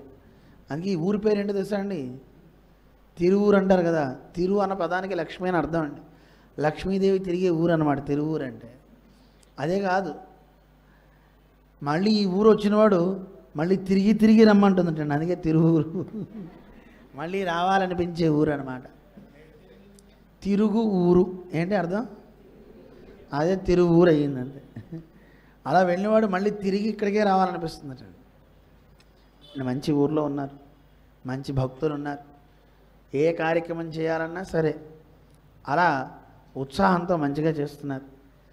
అలాంటి మంచి భక్త బృందం ఉన్నటువంటి ఊరు అన్నమాట మన ఊరు. కానీ భగవంతుడు కూడా ఎప్పుడు ఎవరిని ద్వేషిస్తాడు, ఎవరిని చూడడు, మంచి వాళ్ళని ఎవరు తీసుకెళ్ళిపోతున్నారో పైకి వాళ్ళని చూడట. పూతాన్ నయతి, మంచి భక్తులందరికీ విషం ఇచ్చి తీసుకెళ్ళిపోతుంది ఈవిడ, చంపేస్తుంది ఈవిడ, అందువల్ల ఈవిడని చూడను అని కళ్ళు మూసుకున్నాడు. చరాచరాత్మ. అలా అయిన తర్వాత ఇంకా చాలా చెప్తారనుకోండి. అయిన తర్వాత ఇది ఎత్తుకుని తీసేసుకుంది, పక్కెళ్ళి పాలిస్తుంది స్తన్యాన్ని. ఇస్తుంటే అందరూ చూస్తున్నారు కానీ ఎవరు ఆపట్ల. అందరూ లక్ష్మీదేవిని భ్రమించారు. కృష్ణుడు కూడా ఎందుకు కళ్ళు మూసుకున్నాడో ఇంకో భావన చెప్తాను వినండి. వస్తే అమ్మ వేషం వేసుకురావాలి కానీ భార్య వేషం వేసుకొస్తాడే ఛీ అని కళ్ళు మూసుకున్నట్ట. భార్య ఎక్కడైనా భర్తకి విషం ఇస్తుందే? నువ్వు విషం ఇస్తున్నావే. భార్య వేషం వేసుకొని వచ్చి తల్లిగా నువ్వు యాక్ట్ చేస్తున్నావు. భార్య అలా చేయొచ్చా? ఇలాంటి భార్య ఎవరికి ఉండకూడదండి నేను కళ్ళు మూసుకున్నట్ట. అలా కళ్ళు మూసుకున్న తర్వాత కృష్ణ పరమాత్మని తీసుకుని వెళ్ళింది. పాలు ఇస్తుంటే మనవాడు కొంచెం కొంచెం తాగడం కాదండి, ఆ స్తన్యాన్ని పట్టుకుని గాఢంకరాభ్యాన్ భగవాన్ ప్రసీద్యతత్ దాన్ని గట్టిగా పిండేసేట. ప్రాణై సమం రోష సమన్వితో పిబత్ దాని పాలతో పాటు ప్రాణాన్ని కూడా తాగేసేటండి. రోష సమన్విత. ఇక్కడ రోష సమన్విత అంటే చాలా అర్థాలు చెప్తారు. కోపంతో తాగాడని ఒక అర్థం, రోషుడు అంటే రౌద్రం కలిగిన రుద్రుడు అని అర్థం. రుద్రుడిని కూడా ఒకసారి పిలిచేట. ఎందుకు? రుద్ర, ఆ రోజు సముద్రంలో పుట్టిన హాలాహలం మొట్టమొదటి నువ్వే తీసుకున్నావు కదా, దా ఇప్పుడు కూడా తాగుదు. కానీ ఇంకోటి ఏంటో తెలుసా, కళ్ళు మూసుకుంటున్న ఆంతర్యం. రామావతారంలో మొట్టమొదట ఆడదాన్ని చంపా, కృష్ణావతారంలో కూడా మొట్టమొదట అయ్యో ఆడదాన్నే చంపాల్సి వస్తుంది అయ్యో అని కళ్ళు మూసుకున్నట్ట. అందుకని ప్రాణాలు నేను తీయలే, పాలు నేను తాగుతా, రుద్ర నువ్వు తప్ప ప్రాణాలు దిద్దు కానీ రుద్రుని పిలిచినట్టుగా ఒక మాట చెప్తారు. ఇంకో మాట, సముద్రంలో హాలాహలం రుద్ర నువ్వు తాగేవు కానీ ఈ హాలాహలం నువ్వు తాగలేవు. ఎందుకంటే సముద్రంలో పుట్టిన హాలాహలం కంటే హృదయంలో ఉన్న హాలాహలం చాలా చెడ్డది, దీన్ని నేనే ఆరగించగలుగుతా అని రుద్రుని చూడు నువ్వు కూడా ఒకసారి రుచి చూద్దుగందా అని పిలిచాట. రోష సమన్విత ఆపిబత్ ఆయనతో కలిసి తాగాను విషాన్ని. అది కాక ఇంకోటి, రుద్రుడిని ఒకసారి తలుచుకున్నాడు. ఎలా తాగేవయ్యా విషం హలాహలాన్ని? సరే నేను తాగుతున్నా ఇప్పుడు, కానీ ఎవరు తాగిన వాళ్ళకి ముక్తిని ఎవరు ఇవ్వగలుగుతారండి? ఎవరు ఇవ్వలేరు. అందువల్ల నేను ఇవిడికి ముక్తినిస్తున్నా. ముక్తినిచ్చేది ఎవరు? మోక్షమిచ్చేది జనార్దనాత్. జనార్దనుడే మోక్షాన్ని ఇవ్వగలుగుతాడు తప్ప అందరూ ఇచ్చేవాళ్ళు కారు. అందువల్ల దీనికి నేనే మోక్షాన్ని ఇస్తాను అని చెప్పి స్వామి దాని యొక్క నాడులన్నింటినీ కూడా పిండి పిప్పి చేసి పాలు తాగేశాడు. వెంటనే అరిచిందట. వామో అని గట్టిగా అరుస్తూ కళ్ళన్నీ పెద్దగా చేసేసి ఆ వికృత రూపంతో అలా పెద్దగా పడిపోయిందండి. ఆ పడిపోయినటువంటి దాని మీద క్రీడంతం పాతు గోవిందం, ఆ స్వామి అక్కడ ఆడుతూ ఉన్నాడు చక్కగా దాని మీద. యశోదాదేవి గబగబా వచ్చి కృష్ణుడికి రక్ష చేసిందిరా. మా స్వామిని ఆడేటప్పుడు గోవిందుడు రక్షించుగాక, శయానం పాతు మాధవ పడుకున్నప్పుడు మాధవుడు రక్షించుగాక అని మొత్తం ఆవు పేడ తీసుకొని దృష్టిదోషం తీసేసింది. ఎవరికైనా దృష్టిదోషం ఉంటే వాడి దగ్గరికి వీడి దగ్గరికి వెళ్ళి తాయెత్తులు కట్టించుకోకండి. కాస్త ఆవు పేడ తీసుకొని దృష్టిదోషం తీసి పక్కన బారేయండి. ఆవు పంచకని జల్లుకొని కళ్ళకు అద్దుకోండి. నెమలి పింఛం ఉంటుంది కదా, ఆ నెమలి పింఛం కూడా దృష్టిదోష హారిణి అన్నమాట. ఆ నెమలి పింఛం కట్ట దేవుడి దగ్గర పెట్టండి, కృష్ణుడి దగ్గర. దాన్ని తీసుకొని ఒకసారి కృష్ణుడికి అలా విసిరి తర్వాత ఇలా విసురుకోండి అంతే. రాజులకు విసురుతారు, దేనికి విసురుతారు? గాలి కోసం కాదు. రాజు అన్ని ఆభరణాలు వేసుకుంటాడు కదా రాజ్యంలో, వేసుకున్న స్వామికి దృష్టిదోషం తగిలితే ఏమన్నా అవుతుంది కదా, అవ్వకూడదని అలా విసురుతూ ఉంటే ఆ దృష్టిదోషం పోతుందన్నమాట. దేవుడికి కూడా విస్తుంటారు కదా వింధ్యామరం, చమరీ మృగం అని హిమాలయాల్లో ఉంటుంది. ఆ చమరీ మృగం యొక్క తోక అన్నమాట. ఆ తోకతో అలా విసరడం వల్ల దృష్టిదోషం అంతా బయటికి పోతూ ఉంటుంది. ఆ విసరడంలో ఆంతర్యం అది, అంతే తప్ప గాలి ఆటం లేదు ఆయనకి పాపం గాలికి అని కాదు. అది కూడా ఒక సేవ ఉందనుకోండి, ఆలవట్ట సేవ అంటారు, విసినగారితో విసినే సేవ. ఇలాగా ఇవి చేశారు. అయిన తర్వాత అండి ఇంత పెద్ద శరీరాన్ని ఏం చేయాలి? అందరూ తీసుకెళ్ళారట ఊరు బయటికి, ముక్కలు ముక్కలు చేసుకుని తీసుకెళ్ళారటండి. తీసుకుని వెళ్ళి ఊరు బయట దాని శరీరాన్ని తగలబెట్టారట. దహ్యమానస్య దేహస్య ధూమశ్చ అగర సౌరభ ఉత్థిత కృష్ణ నిర్భుక్త సపద్యాహత పాప్మన. దాని శరీరం దహనం చేయగానే సువాసనలు వెదజల్లేటండి. ఎంత మంచి వాసన అని చెప్పి కొంతమంది అనుకున్నారట. మన చిన్నజీవ స్వామి చెప్తుంటారు, వాళ్ళ గురువుగారు చెప్పేవారట, అరే దీని శరీరం ఇంత మంచి వాసన వస్తుంటే కాస్త అరగదీద్దాం అని గంధం చక్కగా ఆ ముక్కల కింద తీసుకొచ్చి ఇంట్లో పెట్టుకున్న వాళ్ళు కూడా ఉన్నారండి. అంటే కృష్ణ స్పర్శ అంత గొప్పదండి. కృష్ణ స్పర్శ అవ్వడం వల్ల దాని పాపాలన్నీ పోయినాయి.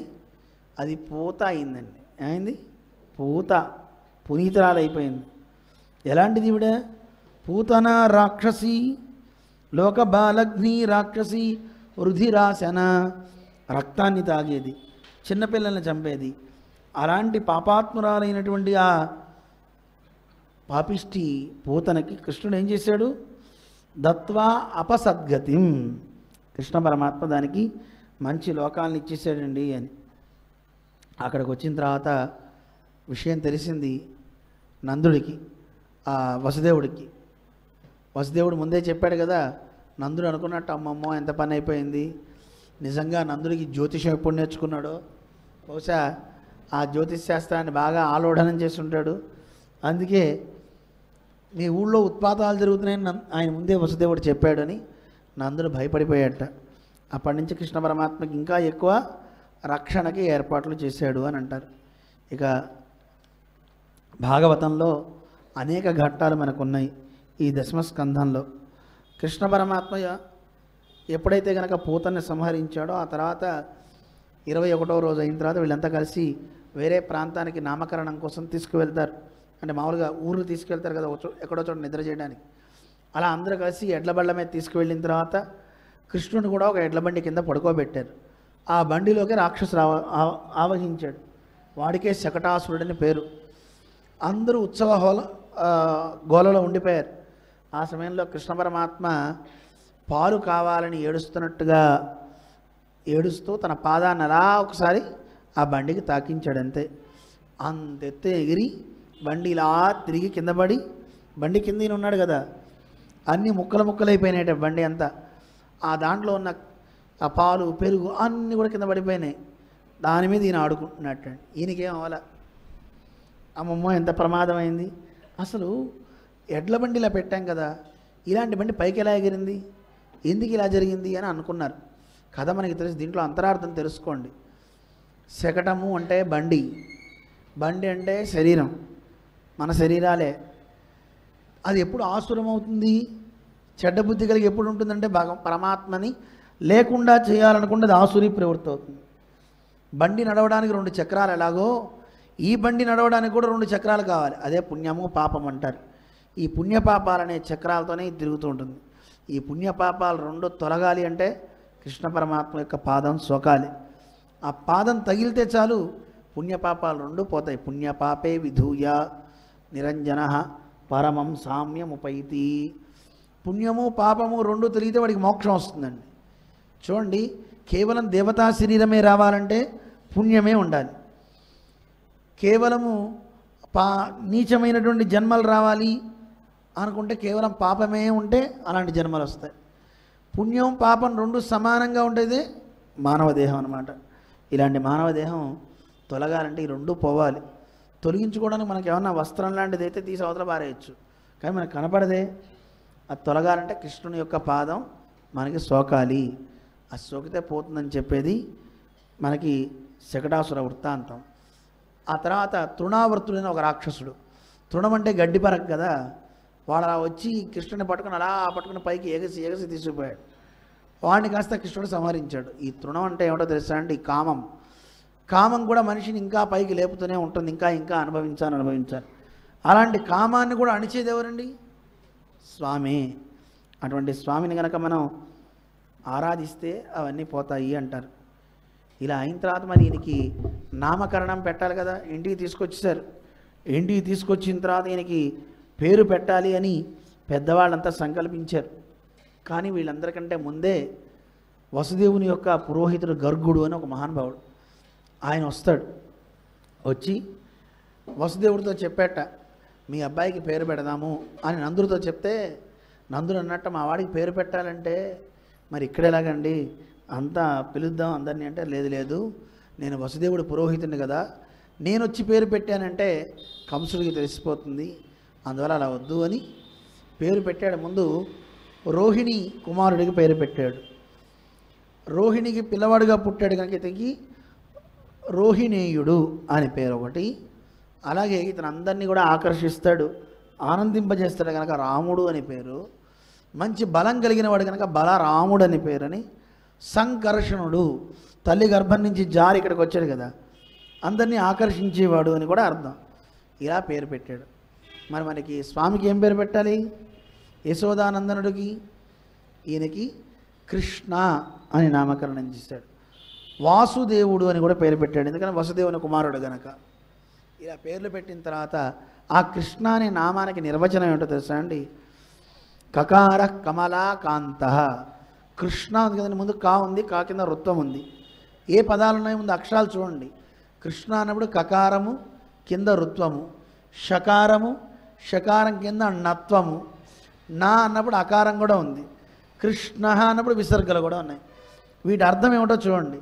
కకార కమలాకాంత, కా అంటే లక్ష్మీదేవి భర్త అని అర్థం. రుకారో రామ ఇత్యపి. క్రూ అన్నప్పుడు కింద రుత్వం ఉంది కదా, ఆ రుత్వం ఎవరిని చెప్తుంది? రాముణ్ణి చెప్తుంది. షకార షడ్గుణపతి శ్వేతద్వీప నివాసకృత్. కృష్ అన్నప్పుడు షకారం ఉంది కదా, షా అంటే అర్థం 6 గుణాలు కలిగిన వాడు. జ్ఞాన, శక్తి, బల, ఐశ్వర్య, వీర్య, తేజస్సులు అంటారు. ఈ 6 కేవలం పరమాత్మకే ఉంటాయి. ఆ 6 గుణాలు కలిగిన వాడండి షా అంటే. మరి నా అంటే ఏంటంటే అర్థం? కృష్ణ అంటాం కదా, న ఇతి నకారో నారసింహోయం. నా అంటే నరసింహస్వామి అండి. నరసింహస్వామి ఎలా శత్రువుల్ని చీల్చి చెండాడతాడో మన కృష్ణుడు కూడా అలాగా శత్రువుల్ని దునుమాడతాడు. మరి కృష్ణ అన్నప్పుడు నకారానికి ఉత్తరవర్తి అకారం కూడా ఉందండి. ఉంటుందా ఉండదా చెప్పండి? ఇప్పుడు రామ అన్నారండి, మకారంలో అకారం ఉందా లేదా? ఉందా?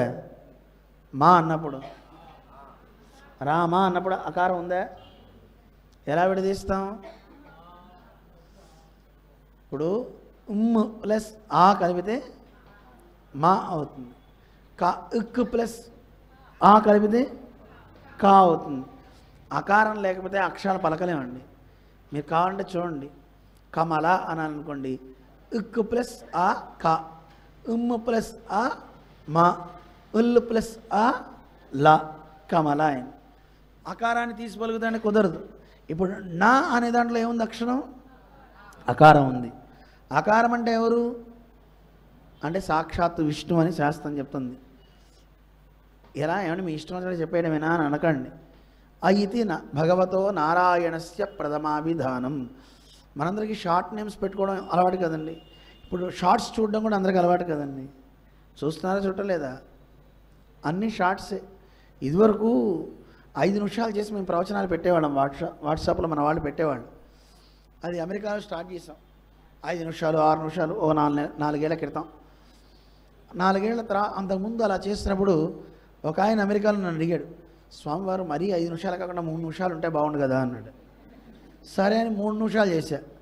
ఆయన మరీ 3 నిమిషాలు కూడా కాకుండా ఇంకా షార్ట్ చేస్తే ఎలాగన్నాడు. అప్పటికి షార్ట్స్ లేవండి. నేనన్నా మరీ 2 నిమిషాలు ఏం చెప్తామయ్యా, నీ ఎంతవరకు వినాలనిపిస్తే అంతవరకు విని కట్టేయి అని చెప్పా. ఆ తర్వాత ఇప్పుడు చూస్తే 1 నిమిషం కూడా వచ్చేసింది నేను షార్ట్స్. 1 నిమిషంలో ఉపన్యాసాలు, 1 నిమిషంలో ఏదో ఒక కామెడీ, ఇన్ని చేసి పెట్టేస్తున్నారు. కొంతకాలం అయితే నేనన్నా ఈ షార్ట్స్కి అలవాటు పడ్డారు కదా, జీతం కూడా షార్ట్గా ఎందుకు తీసుకోకూడదు కదండి? అంత పని చేయించుకొని షార్ట్గా ₹1 ఇస్తే తీసుకో అంటే వీడు కూడా షార్ట్గానే పని చేస్తాడు. అప్పుడు తిండి కూడా కొంచెమే తినచ్చు కదా, తింటారా అలాగా? అది మాత్రం అలా ఉండదండి. అయితే ఎవరింటికన్నా వెళ్ళినప్పుడు మాత్రం అలా చేస్తారు. నేను చాలామందిని అడిగా, ఎవరింటికన్నా వెళ్తే 1 స్పూన్ మాత్రం తీసుకుని మొత్తం పారేస్తారు. ఏంటంటే అలా పారేస్తారు? అది బాగుంది అనుకోండి, తింటే దిష్టిదోషం తగులుతుంది కదా, అందుకని వదిలేయడం ఒక ఫ్యాషన్ అండి. అలా వదిలేచ్చా? అవసరమైతే చెంచానే పెట్టుకో, ఎందుకు తినాలి? కొంచెమే పెట్టుకోవచ్చు కదా, పారేయడం దేనికి? పారేస్తే అన్నం పుట్టదండి. అన్న నింద్యా తద్వ్రతం అని వేదం చెప్తుంది. అన్నాన్ని నిందించకూడదు, అన్నాన్ని పారేయకూడదు. ఎంత అవసరమో అంతే తిను. అన్నం అంటే పరబ్రహ్మ స్వరూపం కదా, అలాంటి దాన్ని ఏం చేయకూడదు. అందువల్ల ఆ అంటే కూడా ఒక అర్థం ఉంది. ఆ అంటే పరమాత్మ యొక్క నామం, షార్ట్ పేరు ఆయనకి అలవాటు. మరి మనందరికీ కూడా ఒక చిన్న నేముంది తెలుసా? మనందరికీ కూడా ఒక అక్షరం ఉంది. పరమాత్మకి ఆ అని పేరు, అమ్మవారికి ఊ అని పేరు. ఏం పేరు? ఊ అంటే అమ్మవారు, ఆ అంటే పరమాత్మ. మరి మనందరికీ ఏంటంటే అక్షరం మా అంటే మనందరికీ గుర్తు అనమాట. మా అంటే మనందరం. ఈ మూడు కలిపితే ఓం అయిందండి. ఏమైంది? ఆ ఊ మా కలిపితే ఓం. ఓం అంటే అర్థం ఏంటి? భగవంతుడా నేను నీకే చెందినవాడిని. ఓంకారం ఏం చెప్తుంది? మకారవాచ్యులైన మేము అందరం కూడా స్వామి నీకే చెందిన వాళ్ళం, లక్ష్మీనారాయణలకే చెందిన వాళ్ళం అని చెప్తారు. సరే, దాని విచారం వేరుందనుకోండి, తర్వాత చెప్దాం. అందుకని ఇక్కడ కూడా పరమాత్మకి నామం ఏమిటి? పేరు ఆ. అకారార్థో విష్ణు అంటారు. ఆ అంటే విష్ణు అనమాట. అందువల్ల ఇక్కడ అకారో అగ్నిభుక్, ఆ అంటే అగ్నిదేవుడు. విసర్గాశ్చ తదాఖ్యేతే నరనారాయణ ఋషి. కృష్ణ అన్నప్పుడు విసర్గలు రెండు ఉంటాయి కదా, ఆ విసర్గలు ఎవరో కాదండి, నరనారాయణులు అన్నారు. ఇప్పుడు కృష్ణ అంటే ఎవరెవరిని పిలిచినట్టండి? లక్ష్మీపతి, అలాగే రాముడు, అలాగే షాడ్గుణ్య పూర్తి కలిగిన వైకుంఠవాసి అయిన నారాయణుడు, నకారం చేత నరసింహస్వామిని, అగ్నిదేవుణ్ణి, ఇంకా నరనారాయణ ఋషుణ్ణి, ఇంతమందిని పిలిచినట్టు అవుతుంది. ఇంకా చెప్పారండి, క బ్రహ్మణో వాచకోయం. క అంటే బ్రహ్మగారు, అలాగే రు అంటే అనంతవాచక ఆదిశేషుడు. షా కృష్ణ అన్నప్పుడు షా ఉంది కదా, షా అంటే శివుడు. బ్రహ్మని శివుణ్ణి కూడా తన నుంచే పుట్టించాడు కనుక కృష్ణ అంటే చూడండి ఎలా వస్తుందో. అలాగే నా అంటే ధర్మము, నకారో ధర్మవాచక. మళ్ళీ నా పక్కన అకారం కూడా ఉంది కదా, అకారం అంటే ఎవరండి అర్థం? విష్ణువాచక, విష్ణు అని అర్థం.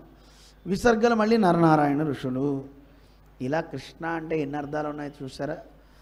ఇంకో మాట చెప్తామండి, కృష్ణ అంటే కృష్ అంటే అమితము, నా అంటే ఆనందము. కృషిర్భూవాచక శబ్ద, నశ్చ నిర్వృతివాచక. కృష్ అంటే అమితమైన, నా అంటే ఆనందము.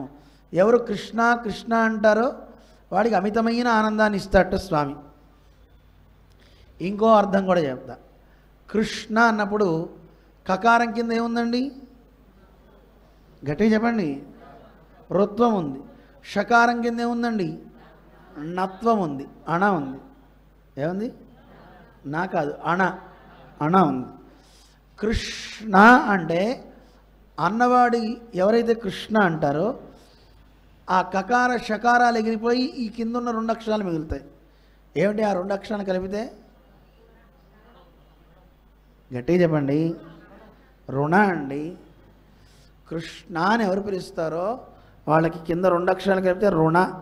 వాళ్ళకి రుణపడిపోతాడు, అప్పు పడిపోతాడట స్వామి.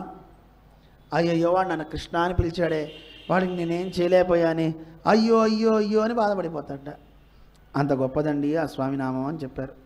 ఇంకా చెప్పారండి, కా అంటే ఇంకా గొప్ప అర్థాలు చెప్పారు. ఈసారి ఎప్పుడైనా చెప్తానండి, ఎందుకంటే మనకు కొంత స్టోరీ వెళ్ళాలి కదా. ఇలా కృష్ణ పరమాత్మ చిన్న చిన్నగా పెద్దవాడు అవుతున్నాడు. చిన్న చిలిపి చేష్టలు చేసిన ఒక 2, 3, 4 చెప్పుకుందాం. ఆ చేష్టలు చేసిన తర్వాత ఆయన ఎలా అమ్మని ఆడించాడో, ఎలా గోపికల్ని ఏడిపించాడో ఆ ఘట్టాలన్నీ చెప్తారు. చిన్నగా ఉయ్యాల్లో పడుకున్నాడు. పడుకున్నప్పుడు అప్పుడప్పుడే కొంచెం కొంచెం మాటలు రావడం ఆరంభించాయి, కానీ ఏం అర్థం కావట్లే. ఆయన మాట్లాడుతుంటే ఏమిటో అర్థం కాలే అమ్మకి. ఆయన అంటున్నట్ట పిల్లల చేతులు ఊపుతుంటారు కదా, అమ్మకి అర్థం కావట్లేదు ఏమంటున్నాడని. ఆయన మీటింగ్ పెట్టుకున్నట్ట, స్వర్గలోకం నుంచి వైకుంఠం నుంచి అందరిని రమ్మన్నట్ట, బ్రహ్మలోకం నుంచి శివుణ్ణి అందరినీ రమ్మన్నాడు. అందరూ వచ్చారు. మరి మీటింగ్ పెట్టుకోవాలి కదా, ఎక్కడున్నా మీటింగ్ తప్పదు కదా. వచ్చారట. ముందు బ్రహ్మగారు కనబడ్డారు, ముందు రుద్రుడు వచ్చాట. శంభో స్వాగతం అన్నట. అన్నాడు కదా.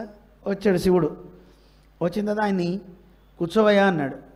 ఇతో వామీన పద్మాసన. బ్రహ్మగారు వచ్చారట. ఇట్లా ఎడమవైపు కూర్చోవయ్యా బ్రహ్మ, ఇటు రుద్రుడు కూర్చున్నాడు కదా అన్నట్ట. వచ్చి ఆయన కూర్చున్నట్ట. సుబ్రహ్మణ్యేశ్వర స్వామి 6 తలకాయలు ఆయన వచ్చాడు. చూడండి విచిత్రం, 4 తలకాయలు ఆయన బ్రహ్మగారు, 5 తలకాయలైన వాళ్ళ అబ్బాయి రుద్రుడు 5 తలకాయలు, వీళ్ళ అబ్బాయి 6 తలకాయలు. ఆయన షణ్ముఖుడు అంటారు. షణ్ముఖుడు రాగానే క్రౌంచారే కుశలం, ఏమయ్యా సుబ్రహ్మణ్యేశ్వర బాగున్నావా అని అడిగట. బాగున్నాను స్వామి అని ఆయన వచ్చాడు. వెంటనే ఇంద్రుడు వజ్రాయుధం పెట్టుకుని చక్కగా వచ్చారా, దండం పెడుతూ వచ్చాట. సుఖం సురపతే, సుఖంగా ఉన్నావా? ఇంద్రుడికి ఎప్పుడు అవే కదా కావాల్సింది. రంభ, ఉర్వశి, మేనక, తిలోత్తమ వాళ్ళందరూ అలా నాట్యం చేస్తుంటే అవి ఇవి తాగుతూ చక్కగా హాయిగా ఉంటాడు. సుఖపడుతున్నావా? సుఖం సురపతే, భోగాలన్నీ అందుతున్నాయా? స్వామి స్వామి అన్నట్ట. కూర్చో అన్నట్ట. అక్కడికి కుబేరుడు వచ్చేట. విత్తేశ నా దృశ్యతే, డబ్బున్నాడు ఎప్పుడన్నా కనపడతాడండి? మళ్ళీ ఇప్పుడే వస్తాను వెళ్ళిపోతాడు తప్ప వాడు కనపడ్డు. అందుకని కుబేరుడితో అన్నట్టు, ఏం కుబేరా కనపట్టలేదు బొత్తిగా, రా కూర్చో అన్నాడు. ఏదో మాట్లాడుతున్నాడు అని అమ్మకి భయం వేసి ఇంత ఆవుపేడ తెచ్చిందట. ఇత్తం స్వప్నగతోస్య కైటభజిత్ శ్రుత్వా యశోదా గిరా. అమ్మో మా అబ్బాయి ఏదో అంటున్నాడని చెప్పి దిష్టి దోషం తీసి పక్కన బారేసిందట. చిన్నపిల్లలు మనకు తెలియదు కానీ వాళ్ళు ఏదో చేస్తుంటారు. వాళ్ళకి ఏం భావాలు ఉంటాయి, ఎవరితో మాట్లాడతారు ఏమిటి మనకేం తెలియదు. వాడికి పూర్వజన్మలో చేసిన కర్మానుభవం అంతా గర్భంలో దేవుడు చూపిస్తాడు. గర్భంలో చేసిన తర్వాత మళ్ళీ వాడు బయటకు వచ్చిన తర్వాత, దేవుడా నన్ను ఈ సంసారంలో పడేసావా, మనం వచ్చి అంటున్నాం చిచీనా అని, చివే అని వాడు కూడా నవ్వుతాడు. మనం వాడిని ఆడిస్తుంటాం కదా, వాడిని ఆడించేటప్పుడు వాడిని చూసి ఎరా బాగున్నావా అంటే, బాగుంటానా, నువ్వేమాత్రం బాగున్నావేమిటి, నీ ఆవిడతో తిట్లు వాళ్ళతో కోట్లాట్లు అని వాడు నవ్వుతాడు. చూసారా పిల్లలు? ఆ నవ్వుకు అర్థం ఏమిటో తెలియదండి మనకి. వాడు నవ్వాడు అంటే అంతరార్థం వేరే ఏదో ఉంటుంది. పసిపిల్లలు దేవుడితో సమానం అంటారు, వాళ్ళకి అన్నీ తెలుస్తాయి. ఎందుకంటే ఏ కల్మషం వాడిలో ఉండదు, ఉంటుంది ఆ పసిపిల్లల్లో. అందుకే ఆ నవ్వులో ఉన్న అందం పెద్దయ్యాక ఆ అందం పోతుందండి. పెద్దవాళ్ళు నవ్వారనుకోండి అందులో ఏదో విషం దాగి ఉంది అని అర్థం అవుతుందండి. అదే కనుక మీరు ఏ కల్మషం పెట్టుకోకుండా లోపల మీరు ఎంత వయస్సులో నవ్వుతున్నా ఆ అందం వేరుంటుందండి. కల్మషం అనేక రకాలైనటువంటి పాడు ఆలోచనలు మనం లోపల పెట్టుకుంటాం కనుక, వాటితో మనం ఉంటాం కనుక మనం అంతా నటన తప్ప నిజం కాదండి. అందుకే కృష్ణుడు నవ్వుతుంటే అందం, చాలా అందం అన్నమాట. ఇంకా చిన్న చిన్నగా పాకే వయసు వచ్చింది. పాకే వయసు వచ్చినప్పుడు కృష్ణ పరమాత్మ ఇల్లంతా కూడా రత్నాలన్నీ ఉన్నాయట. ఆ రత్నాలని చూస్తున్నాడు. ప్రతి రత్నంలో ఎవడో పిల్లోడు కనపడుతున్నట్ట. ఇలా పట్టుకుని లాగుతున్నాడు వాడిని, వాడు రావట్ల. రత్నస్థలే జానుచరంత కుమార, జానుచర కుమార. అలా వెళ్ళే కృష్ణుడికి ఆ బొమ్మను లాగుతుంటే సంక్రాంతమాసీనం, లాగుదామని చూస్తే రావట్ల. సంక్రాంతమాసీన ముఖారవిందం ఆదాతు కామ తదలాభఖిన్నాత్. వాడు లాగితే రాకపోతే ఎలా ఉంటుంది చెప్పండి? ఏడుపు వస్తుందా రాదా? ఏడుపు వచ్చింది కానీ ఏడవలేదటండి. ఎందుకంటే చిన్నపిల్లలకి సహజంగా కింద పడ్డా ఏడవరు. ఎప్పుడు ఏడుస్తారు? లేచి దులుపుకుంటాడు, అటు ఇటు చూస్తాడు, ఎవరు లేకపోతే వెళ్ళిపోతాడు. దూరం వెళ్ళి అక్కడెక్కడో అమ్ముంటే అమ్మ దగ్గరికి వెళ్ళి ఏడుస్తాడు. అప్పటిదాకా ఏడుపు రాదు, అప్పుడు ఏడుపు వస్తుంది. ఎందుకంటే అమ్మ కనబడింది కనుక. ఇక్కడ కూడా కృష్ణుడు తీస్తున్నాడు, అది రాలేదని దుఃఖం వచ్చింది కానీ ఏడవల అన్నాడు, ఏడవల. అటు ఇటు చూస్తే అక్కడ ఒక దాది, ఒక గోపిక కనబడిందట, నవ్విందట. నవ్వేసరికి అప్పుడు ఏడవడం మొదలెట్టాడు. విలోక్య దాత్రి వదనన్ రురోద. ఆవిడ ముఖం చూసాక ఏడవడం ఆరంభించాడు అంటారు. ఇలా కృష్ణ పరమాత్మ ఎన్నెన్నో గొప్ప కార్యాలు చేశాడు. ఒకసారి అమ్మ వెన్న చిలుగుతుంది. పిల్లలకి ఎప్పుడు తల్లిదండ్రులు అబద్ధాలు చెప్పకూడదండి. అబద్ధాలు చెప్తే వాడికి అదే అలవాటు అవుతాయి. పిల్లల్ని పాడు చేసేదే పెద్దవాళ్ళు. వాళ్ళకి ధైర్యం నూరిపోయాలి తప్ప అధైర్యాన్ని అబద్ధాలని ఎప్పుడు చెప్పకూడదు. కానీ యశోదాదేవి ఏం చేసిందో తెలుసా? ఒకసారి వెన్న చిలుగుతోంది. చిలికేటప్పుడు ఆ వెన్న బయటకు వచ్చింది. ఒక శబ్దం అయితే వస్తుంది కదండి, ఘుమ్ ఘుమ్ ఘుమ్ ఘుమ్ అని వస్తుంది చిలుగుతుంటే. అది చూసేట, ఘుమ్ ఘుమ్ ఇది కిం భ్రమతి అంబదది మధ్యే. అమ్మ పెరుగు మధ్యలో ఏమిటి అది ఘుమ్ ఘుమ్ అని తిరుగుతుంది అంటే అమ్మ చెప్పిందంటే, వామ్మో ఇప్పుడు వీడికి చెప్పామంటే తింటాడు, అది అరగదు. మామూలుగా వెన్నరా నాన్న, అది అలా తినకూడదు ఏదో చెప్పచ్చు. కానీ ఆవిడ చెప్పింది డింభ సతు భూతమిదం దూరమపయాహి. ఒరే అది భూతం రా, దెయ్యం, దూరం జరుగు అందట. అనగానే వెనక్కి వెళ్ళి 2 చేతులు పెట్టి అలా చూస్తున్నట్ట కృష్ణుడు. అపయాహి అని అనగానే సరే ఈ లోపల ఎవరో వచ్చి అమ్మ యశోద అని పిలిచారట. ఆవిడటు వెళ్ళింది. వచ్చిందిరా చిరుగుతుంటే ఆ గుమ్ రావట్లే.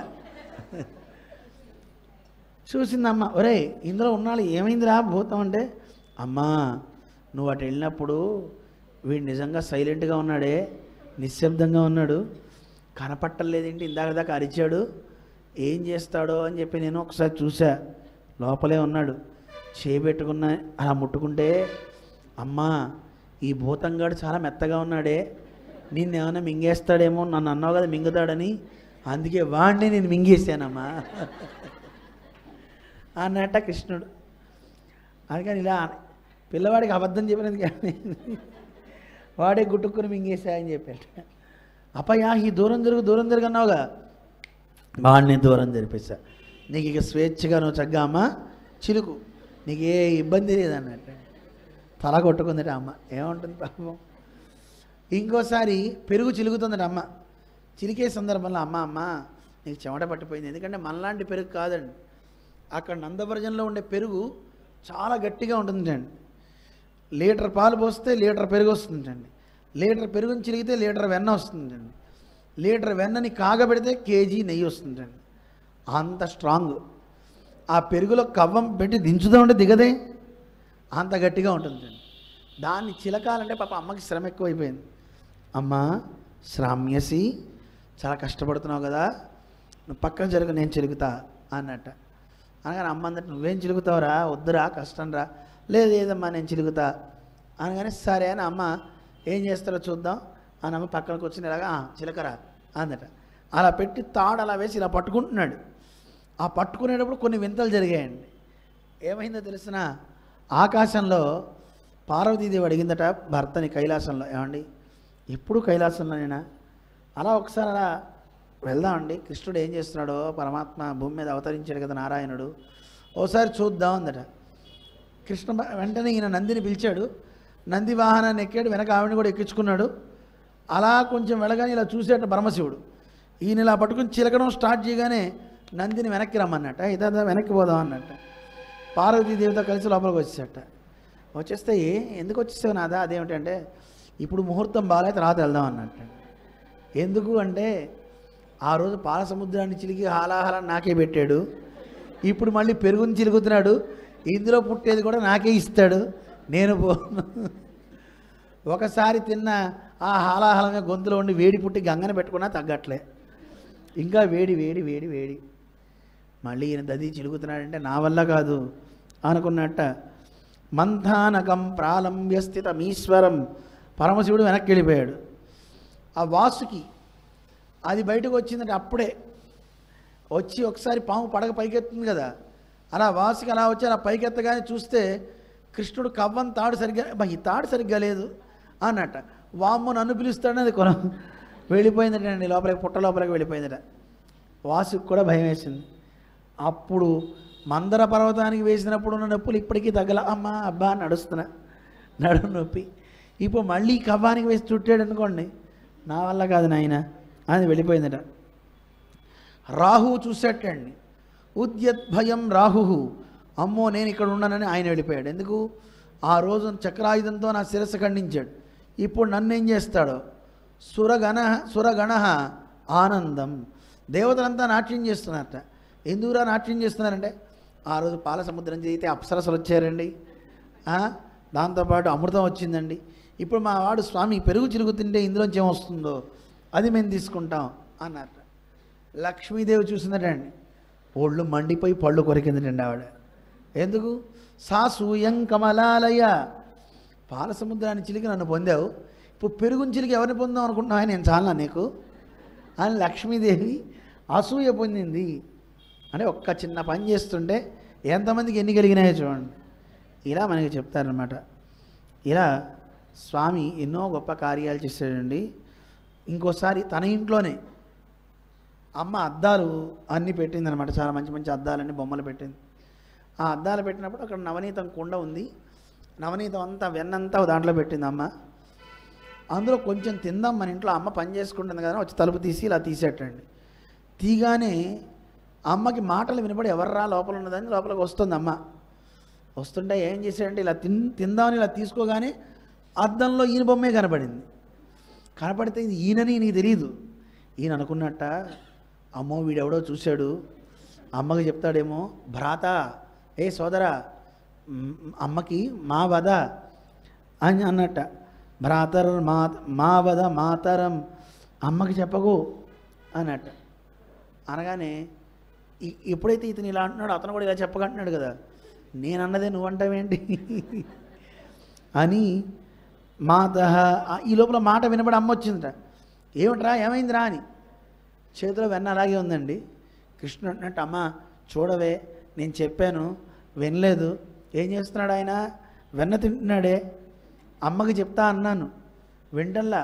మయి రోషభాజీ, నేను ఏయ్ అంటే నన్ను అగో చూడు, ఏయ్ అంటే వాడు కూడా నన్ను బెదిరిస్తున్నాడు చూడు. అనేది ఎవరండి, నేనే కదా, అద్దంలో ఉంది. అమ్మ కావాలంటే చేతిలో చూడు వెన్న ఉందా లేదా, నా చేతిలో లేదమ్మా అంటున్నాడు. చేతిలో ఉంది వెన్న అద్దంలో. అమ్మ చూసి నవ్వుకుందట.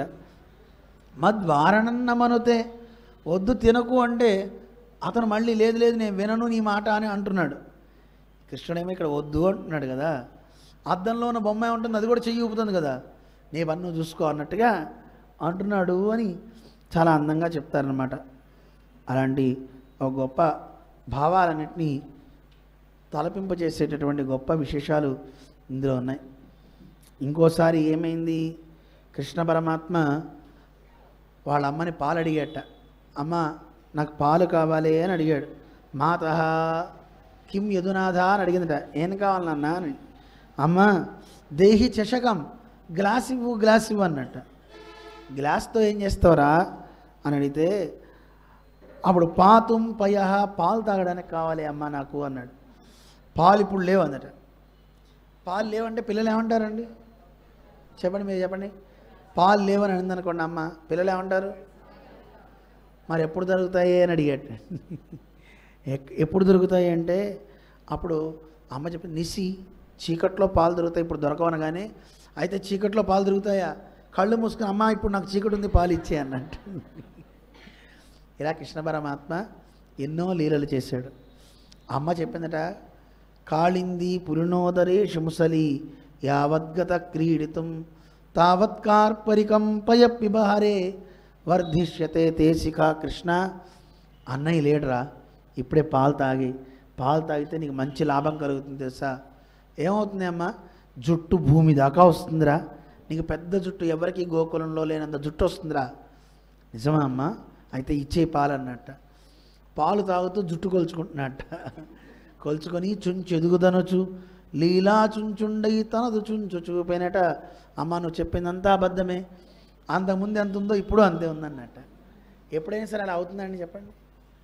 విత్తనం వేస్తే మొలకు వస్తుందా వెంటనే రాదు, కొంత సమయం తీసుకుంటుంది. కానీ కృష్ణుడు ఇలాంటి లీలలన్నీ చూపించాడు. ఒక ఇంటికి వెళ్ళాట, వెళ్ళి వెన్న కుండలో వెళ్ళి చేయి పెట్టాట. చేయి పెట్టగానే ఆవిడొచ్చి గట్టిగా కేకలేసిందట, కస్త్వం బాల, ఎవడరా నువ్వు అంటే బలానుజహ, బలరాముడు తమ్ముడిని తెలియదా నీకు అన్నట్ట. అయితే కిమిహతే, ఇక్కడికి ఎందుకు వచ్చావు, ఇదేమిటి, ఇది ఎవరిల్లు అన్నట్ట. ఇది మా ఇల్లురా అందట. ఓ నీళ్ళ మన్మందిరా శంకతే, ఇది మా మందిరం అనుకున్నానే, మా ఇల్లు కాదా అన్నట్ట.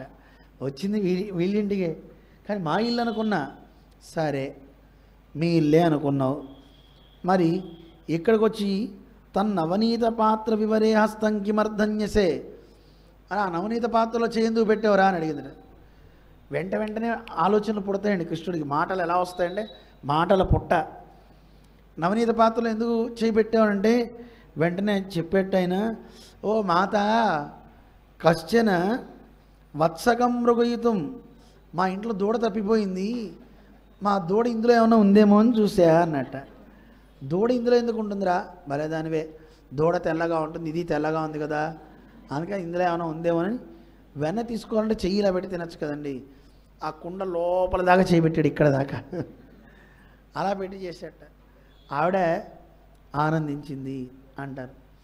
కృష్ణుడిని పట్టుకోవాలని చాలా ఇళ్లలో చాలామంది ప్రయత్నాలు చేశారండి. కానీ మనవాడు దొరకడు కదా, ఎవరికి ఎక్కడ ఎవరికి లభ్యం కానే కాడు. అలా లభ్యం కాకుండా ఎవరికి అందకుండా వెళ్ళిపోతున్న సందర్భంలో ఒక గోపిక అందట, ఈరోజు కృష్ణుడిని పాలు తాగే సమయంలో పట్టుకు తీరతా అని. నన్ను పట్టుకుంటావటే అని కొత్త కోడలు అనమాట ఇంటికి వచ్చినావిడ. ఆవిడ నిద్రపోతుంటే వెంటనే ఆవిడకి ఏం చేసేట, ఆవిడ పడుకున్నటువంటి మంచానికి ఆ శిఖకి అలాగే దూడకి ఆ జుట్టుకి ముడేసేట. వేసేసి పాలు మొత్తం తాగేసి ఆ పెరుగుని వెనని దాన్ని మూతికి రాసి వెళ్ళిపోయాటండి. వెళ్తూ వెళ్తూ దూడను ఒక్క కొట్టుకొట్టండి దాన్ని. అది పరిగెత్తేసరికి ఇది కూడా మంచం మీద ఢమ్మని పడింది. గేలి చేసి నవ్వేట. ఎలాగో తన పాపం జుట్టుని విదిల్చుకుని బయటకు వచ్చాక అత్తగారు వచ్చిందట. ఏమైందే అగో ఆ నల్లవాడు వచ్చి మొత్తం తినిపోయాడు వెన్న. ఏమే కృష్ణుడు తిన్నాడని అబద్ధం చెప్తావా, నీ ముఖం మీదే రాసుంది అంత అని దాన్ని కొట్టిందట అత్తగారు. కృష్ణుడు చూసి నవ్వేట, నన్ను కొట్టిస్తా అంటావా, అయిందానికి తిక్క అన్నట. ఇంకో గోపిక ఉందటండి, కృష్ణుడిని పట్టుకోవాలని చెప్పి రెడీ హ్యాండెడ్గా పట్టేసుకుంది.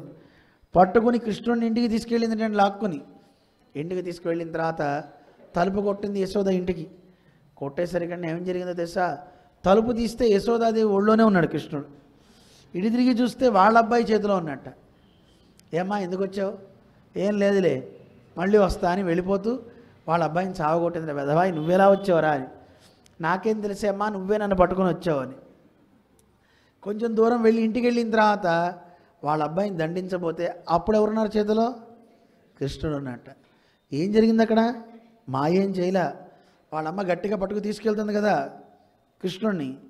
ఆ తీసుకెళ్తున్న సమయంలో గోపికతో అన్నట్ట, ఏయ్ ఈ చెయ్యి పట్టుకో, చెయ్యి నొప్పి, వదులు అన్నట్ట.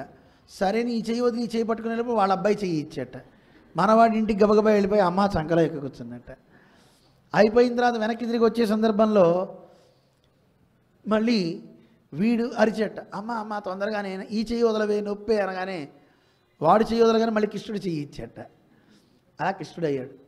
ఏరా ఇలాంటి మాయలోడివి ఏమిట్రా, అక్కడికి వెళ్తేనేమో మా అబ్బాయి కనిపించాడు, ఇక్కడికి వస్తే నువ్వు కనపడ్డావు అని కృష్ణుడు అన్నట్టు ఇలా తలూపి, ఇంకోసారి నాతో పెట్టుకుంటే మీ అబ్బాయి వేషం కాదు ఈసారి మీ ఆయన వేషం వేస్తా అన్నట్టు.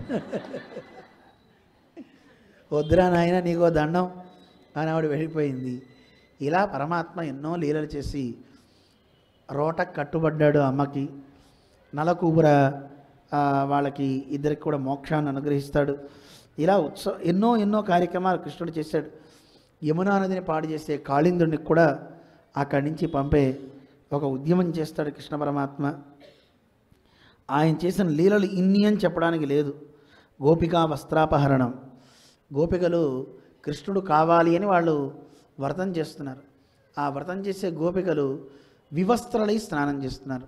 వస్త్రం లేకుండా నీళ్ళలో దిక్కకూడదు, నీళ్ళల్లో ఉమ్ము వేయకూడదు, నీళ్ళల్లో మలమూత్రాలు విసర్జించకూడదు. ఇది వేదం చెప్తోంది. నా వివసన స్నాయాత్ ననిష్ఠీవి భవేతని అని వేదం చెప్తుంది. ఉమ్మొద్దు, మూత్రాన్ని వేయొద్దని. మరి నా వివసన స్నాయాత్ అని చెప్పింది కదా, మరి బట్టలు లేకుండా స్నానం చేయడం తప్పు కదా, వీళ్ళకి బుద్ధి చెప్పాలి అని ఆ వస్త్రాలను తీసుకుని పైకి ఎక్కాడు. మరి అలా తప్పు చేసినప్పుడు దానికి ప్రాయశ్చిత్తం ఏమిటి, ఏం చేయాలి ప్రాయశ్చిత్తం? కృష్ణుడికి నమస్కరించాలి. నమస్కారం పెట్టండి విస్తా వస్త్రాలు అన్నట్ట. అయ్యో మేము పెడితే మరి మా వివస్త్రలమై ఉన్నాం కదా అని ఇలా నమస్కారం పెట్టి, ఇలా కాదు రెండు చేతులు పైకెత్తమన్నట్ట. కృష్ణ పైకెత్తి ఎలా నమస్కారం పెట్టమంటా, మాకు వస్త్రాలు లేవు.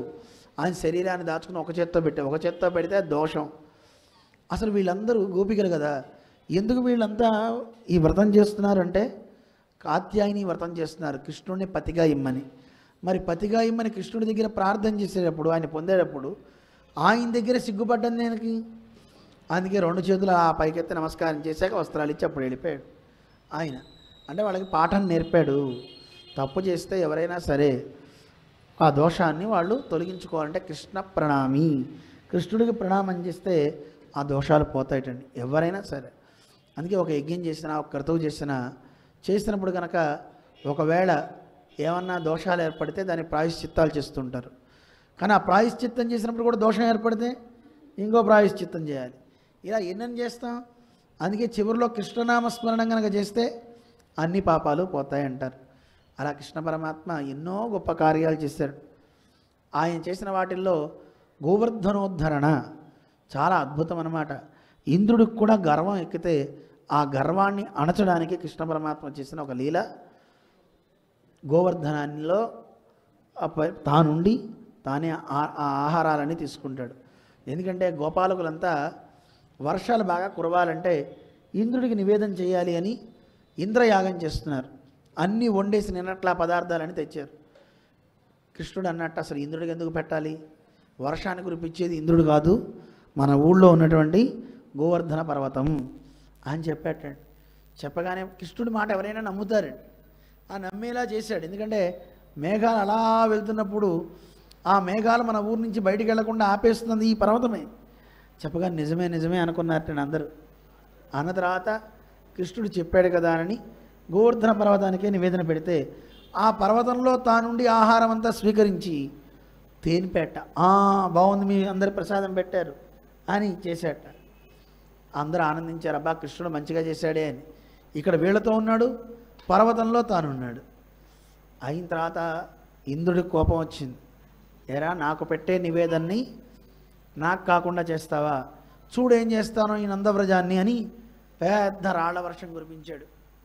వెంటనే కృష్ణ పరమాత్మ నంద త్రాహి త్రాహి అని ప్రార్థిస్తే, ఓహో మా అబ్బాయి ఇంద్రుడు చేస్తున్న చిన్న అల్లరా అని ఆ పర్వతాన్ని వేడుకుందాం అందరినీ రమ్మన్నాడు. పర్వతాన్ని పైకెత్తాడు. ఆ పర్వతం కింద 7 రోజుల పాటు స్వామి తన అరచేతిలో ఆ పర్వతాన్ని పెట్టుకున్నాడు. అయితే ఇక్కడ గోపాలకులంతా కృష్ణుడికి సపోర్ట్గా ఉంటుందని కర్రలు పెట్టారండి. మనవాడు కొంచెం ఇలా అనగానే అవన్నీ విరిగిపోయినాయి, అమ్మో అని అరిచేట. చేతిలో మోసేవాడికి ఇవన్నీ ఒక లెక్క అండి. ఈ కర్రలు ఆపుతాయా? అవేం ఆపేవి కావు. అలా కృష్ణ పరమాత్మ గోవర్ధన పర్వతం ద్వారా అందరినీ రక్షించి, ఇంద్రుడు కూడా 7 అహోరాత్రాలు వాన కురిపించి అతనికి కూడా విసుగు పుట్టి వీడు సామాన్యుడు కాదని తెలుసుకొని శరణాగతి చేసి, స్వామి నువ్వు భక్తులందరినీ పిలిస్తే రక్షించేవాడివి కనుక నీకు పేరు గోవిందా అని నామధేయాన్ని ఇస్తూ పట్టాభిషేకం చేస్తున్నాను. స్వామికి గోవింద పట్టాభిషేకం అని చేస్తారు. ఈరోజు రుక్మిణి కళ్యాణం దాకా కనుక సాయంత్రం మిగతా చెప్పుకుంటాం. ఆ ఘట్టాలన్నీ చెప్పుకొని రుక్మిణి కళ్యాణ పర్యంతం సాయంత్రం కథను మనం చేసుకుందాం. హరయే నమః, హరయే నమః, హరయే నమః. మంగళం కోసలేంద్రాయ మహనీయ గుణాత్మనే చక్రవర్తి ధనోజాయ సార్వభౌమాయ మంగళం. ఆసాద్య నగరీం దివ్యాం అభిషిక్తాయ సీతయా రాజాధిరాజరాజాయ రామభద్రాయ మంగళం. నీలాచల నివాసాయ నిత్యాయ పరమాత్మనే సుభద్రా ప్రాణనాథాయ శ్రీజగన్నాథాయ మంగళం. మంగళాశాసనపరైర్మదాచార్య పురోగమై సర్వైశ్చ పూర్వైరాచార్యై సత్కృతాయాస్తు మంగళం. గోవింద. జై శ్రీమన్నారాయణ.